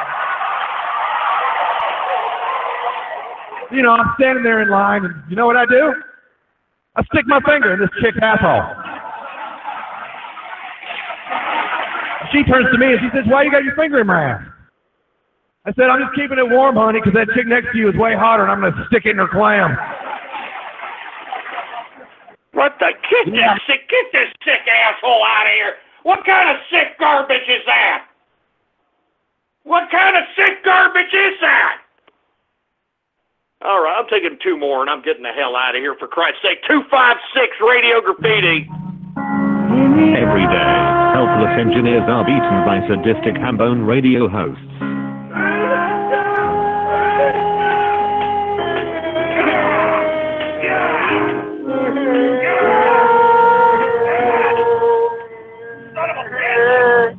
But for some engineers, it's not too late to help. For just 50 cans a day, you can save an engineer from his abusive ghost and help him start his own radio broadcast. Call or join online in the next 30 minutes and you'll receive this welcome kit with a photo of an engineer at Blog Talk Radio right now. One who's been given a second chance thanks to you. Right now there's an engineer who needs you. Your call says, I'm here to help. Please call right now. You son of a goddamn cotton-picking bitch! God damn it! This is my show! Don't you understand that? This is True Capitalist Radio hosted by ghosts. Look, you know what? Screw you people. You have turned this into a Fruit Bowl Wednesday, and I'm done. I'm done. I'm done. Stick a goddamn fork in me. I'm done. I'm done with this crap, man. What a Fruit Bowl goddamn Wednesday this was, for Christ's sake. For Christ's sake, give it a mic. Give me the goddamn mic. What a Fruit Bowl goddamn Wednesday this was, for Christ's sake, all right? I'm getting the hell out of here. All right, now look. I'm going to go ahead and be back on Friday, all right? On a Baller Friday. And I expect a little bit more respect out of you people, all right? I expect a little bit more common courtesy out of you people, for Christ's sake, man. I'm sick and tired of not getting the goddamn respect I deserve. I mean, I've been on this broadcast for 10 years. Do you understand that? 10 years. I mean, you can download every goddamn broadcast that I've ever broadcasted at blogtalkradio.com/ghost, for Christ's sake. 10 years, every goddamn episode, time dated and stamped. Anyway, look, I'm done with this Fruit Bowl goddamn Wednesday, all right? I'll be in the True Capitalist Radio chat room here in about 10 minutes, all right? So everybody be there. If you're a part of the True Capitalist Radio chat room, everybody be there. We're going to go. We're going to do some chatting. We're going to do some partying. I'm going to be in there, and if you want to be a part of the fun, all you've got to do is go to my damn Gab account right now. Go to my Gab account, Politics Ghost, and subscribe, baby. It's as simple as that. Hit the subscribe button, and once you subscribe, all you got to do is hit me up with a private message on Gab, and I will give you an exclusive entrance to the True Capitalist Radio chat room. We're going to be on voice chat tonight, baby, having lots of fun. You know, occasionally, yours truly, I like to prank call. I like to do stuff. I mean, there's some exclusive content going on in there, baby. I'm not joking. You want it?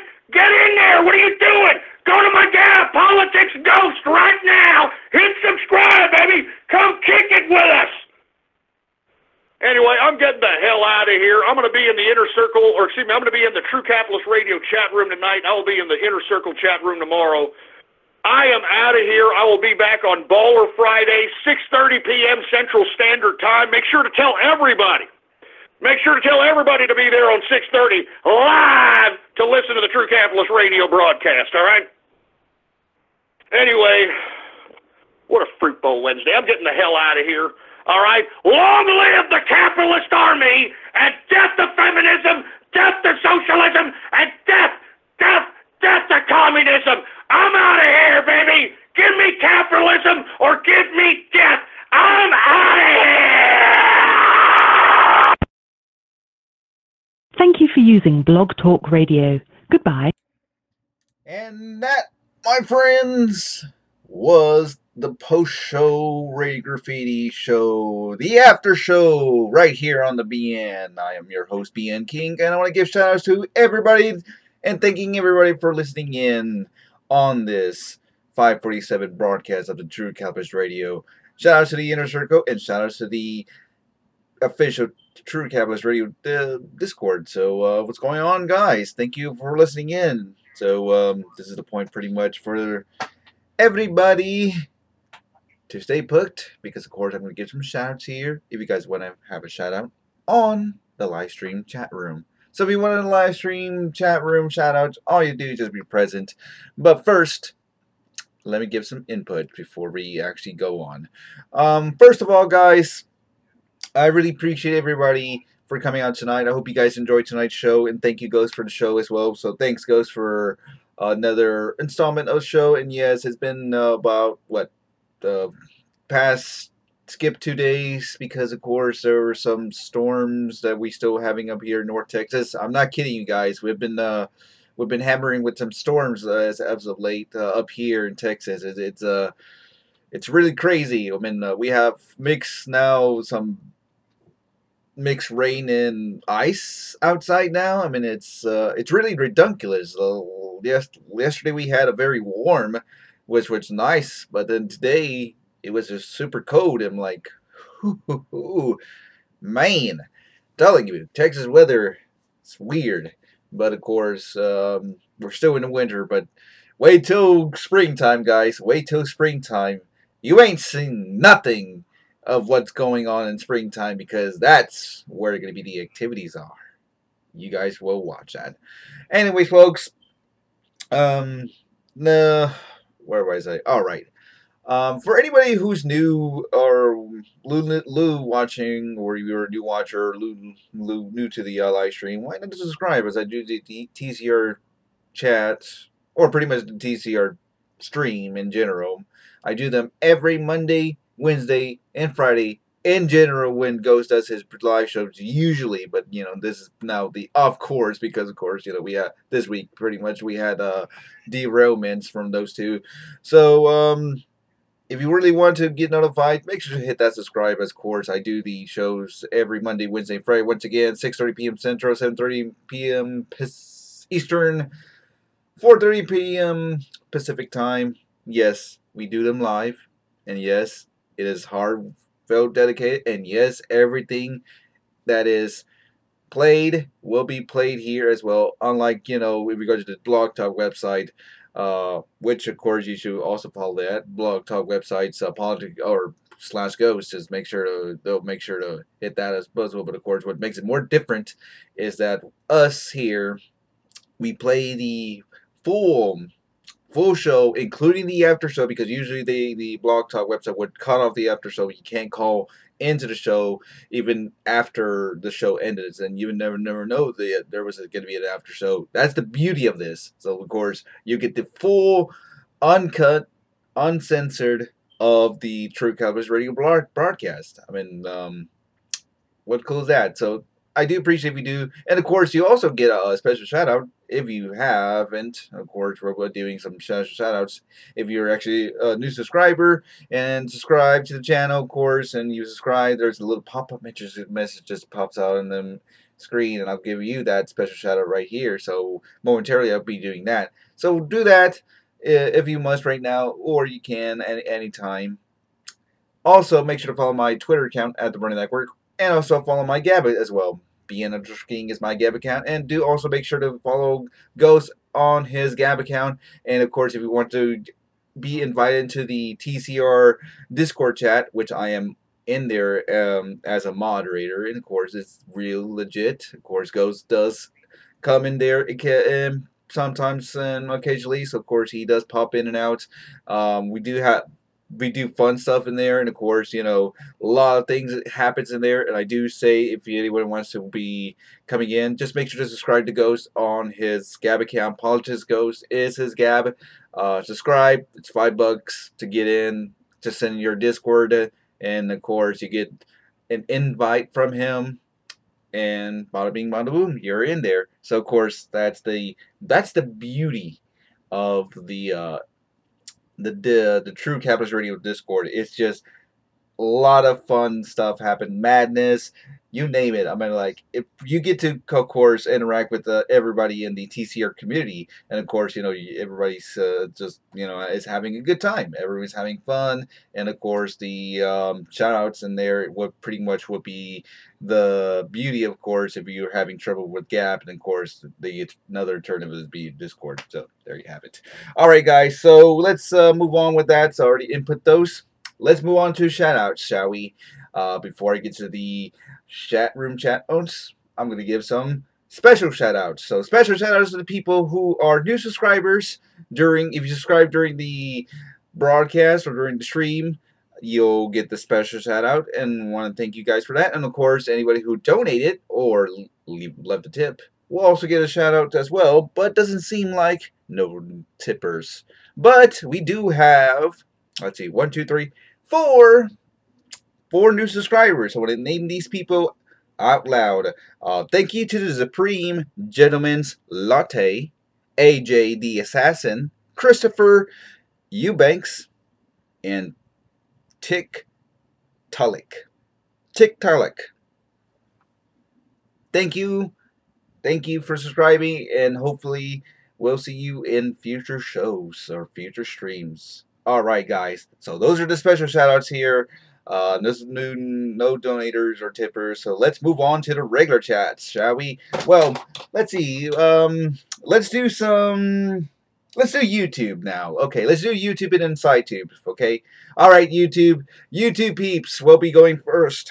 So if you want to get a shout out from YouTube, all you have to do is just spam that live chat message. Yeah, just spam that live chat, because of course the only way to get a shout out, all you do is just spam that greet whatever in that live stream over the YouTubes, and of course your name will be pop out on the list of participants, and of course I'll be naming them from A to Z alphabetically, and that's how you're gonna get a shout out. So you better get ready for those shout outs, because of course, but these delays of the stream is always like about what, 15 to 20 seconds. So of course the delays are real. So let's do this. Shall we do some shoutouts right now for the YouTubes? All right, let's do shoutouts for the YouTubes, and then of course we're gonna move on to the SideTube. So YouTube, then SideTube. So YouTube, let's go. 3, 2, 1, let's go. It's going on to 9 on 8. Blackout Worm. It's going on to Chris Jaros. Commodore Crusher 9001M Pictures. Going on to what? Okay, I'll say this, but of course, this is pretty much it's just a name from here.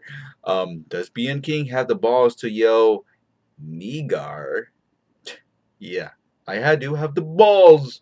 Balls to the walls, Brian. Balls to the walls. But no, really, that's just that one guy. It's going on to oh man, somebody here came in right now. Aaron Tumon, Cross Sound Stars. Going on to Donald Polson. 8 Eco. Hey, it's going on to 8 Eco. Good splice tonight.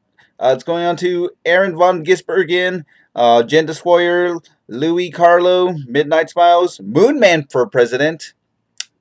I hope Moonman actually spread the message about Molly, because Molly, whoo-wee, she's going to have a good smiles out of that tonight's splice. Going on to Nathan Long, Omega Radioist, Pinkie Pie. Hey, Pinkie Pie. Nice to see you in the chat. It's going on to Puka Dude, 42. It's going on to Rick Hoover, Scarlet Moon, Scriva Beerius, the next one, and this is Sparta.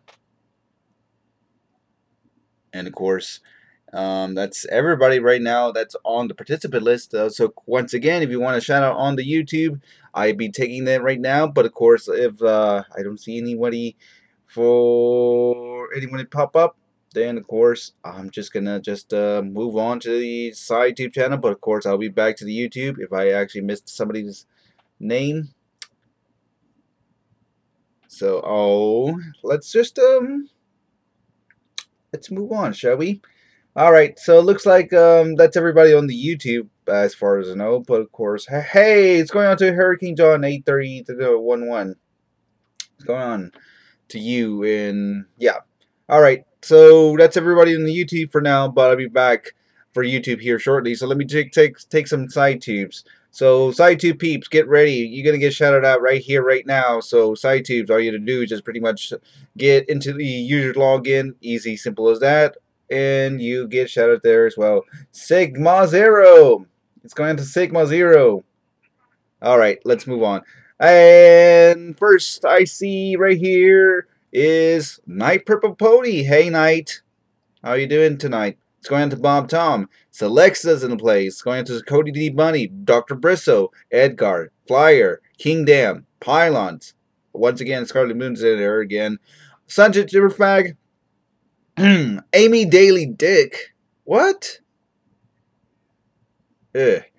It's going on to Mitch, Germeister, and Roy on the short bus. Yes, pretty good show, Rick Hoover. Pretty good show. And of course, that's everybody in the side tube. So if I missed your name in the side tube, sorry, hiding behind the chat long, but don't miss Joe sign in. Shout out to y'all and thank you for watching. So hopefully you enjoyed tonight's show as well. Alright, so once again, that's everybody on the side tube. Is anybody on the YouTube? Oh, once again, we do have a post show going on in the BN Theater here right after this stream ends. So if you want to watch our Wednesday night streams, we are playing right after this. So we want to go to the BN Theater. If you're on the YouTube, just click on that BN Theater side tube link. And of course, we have our links to our other social media, so you do want to make sure to click on those, and you know, make sure to give a follow or any of that. It's there for anybody's taken.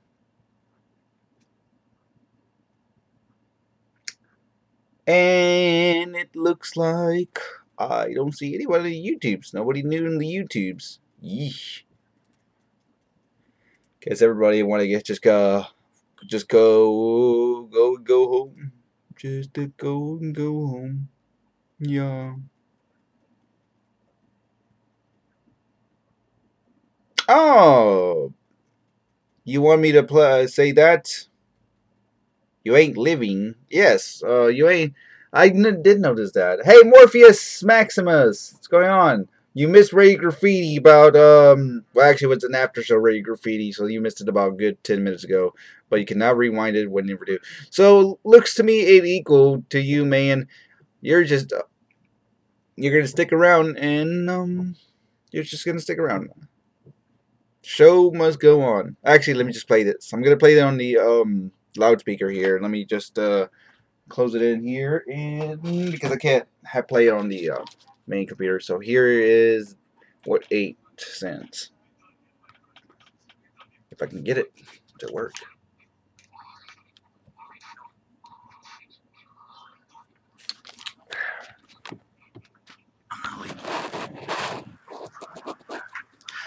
I'm not leaving.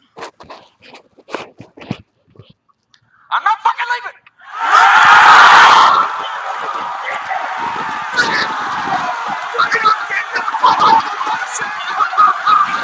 The show goes on! This is my home! They're gonna need a fucking wrecking ball to take me out of here! They're gonna need to send in the National Guard a fucking SWAT team, because I ain't going nowhere!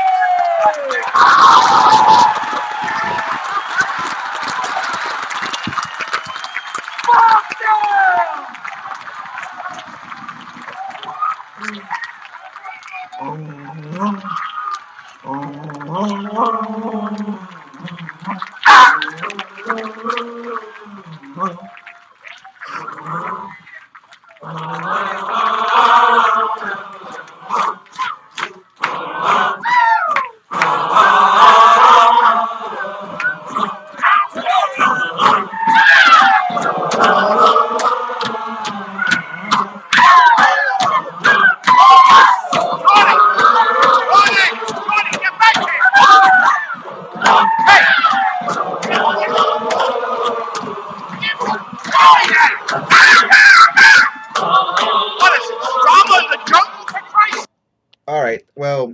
was Eiko sent me that. So of course there was a scene from The Wolf of Wall Street where Leo's character yelling out, "I'm not leaving! I'm not leaving!" So pretty much telling that of course he is, well, he's still here. So of course, good on you, Eiko. Good on you. Anyways, let's move on to some stuff because of course we need to actually do other things. Ron Livingstone's going on, man. Decent show tonight. Yes, decent show tonight. Well, I don't have nothing much to say, really, to be honest. So, you guys are just are here pretty much just right now, just to hear and for the shout outs, and then afterwards, but pretty much leave because of course there's nothing else to say then other than just getting some outputs before I'll leave here. So I'll just leave it to saying that of course I got really no thoughts about what's just no thoughts about today's show, to be honest, because I'm really too tired. But it's a good show, to be honest. Good shout outs, good Radio Graffiti. The entirety of the show, crypto advice, still good. Of course, everything is on red, and of course, everything's good to buy, especially for Quantum. Yes, I'm still buying on Quantum, 42 coin. I'm gonna actually get on and get more of that because, of course, I'm long-term holding on that. And as well, some salt, man. Below $5 for salt, unbelievable. Just gonna want to get some of that. But that's just pretty much was just it. Invalid medicine. Hey, you get the last shout out right there as well. All right, guys. Well. Well, with that in mind, guys, I guess we're going to end the stream right here, guys.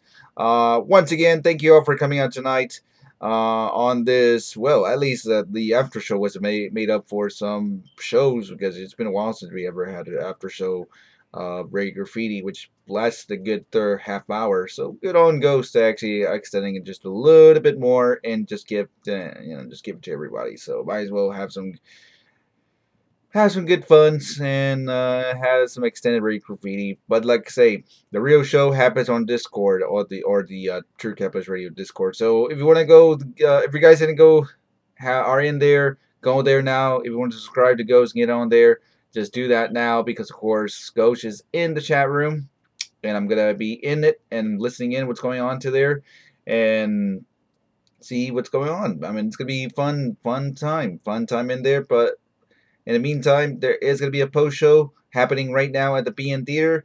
Over the YouTube chat, just head over to the BN Theater link. Once again, description, click on it. SciTube, BN Theater, click on it. And of course, you're there in the SciTube channel. Of course, you'll see the YouTube embedded because of course it is embedded right there, same as here. And yes, we do play something after when it goes offline 24/7. Just play something that's actually pretty. Keeps the whole stream going. So that is just that's a good thing to say. All right, guys. Well, I'm out of here once again. Y'all have a good day, have a good night, or whatever time zone you live in. And of course, you're watching or listening to this on a different day or archived somewhere in the YouTube or somewhere in the future. Thank you all for watching. This was True Capitalist Radio once again, episode number 547. Tune in next time for 548. Should happen the next day or so. So, of course, we'll see you then. Till then, see you guys on the next stream. Or I'll see you guys in general on the next TCR broadcast. So, thanks again, guys. Hope you guys enjoyed the night. Once again, head over to the BN Theater. SciTube, which is pretty much just the channel. Head over there now for the post show, or I'll meet you guys over the Ghost TCR Discord. Discord, of course, if you guys are going to be there, I'll meet you there. If not, then I'll see you guys next time. So thanks, guys, for coming out tonight. Radio Graffiti, Gustavo is over. You'll be rewinding this right now. Now this is the end of the part of the stream, but you also get the last shout out. So thank you. Oh, you know what? Awoo! Awoo! And the Pet Mexican too, man. You also get the last shout out. Good night, man. Good night to everybody. Yay! Yay! Spaghetti! Yay! Yay! spaghetti! Yay!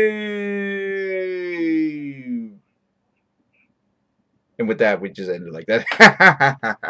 Anyways, good night, guys. Have a good night, guys. Have a good day. See you guys next time. See ya on the next TCR stream. So, thanks for that.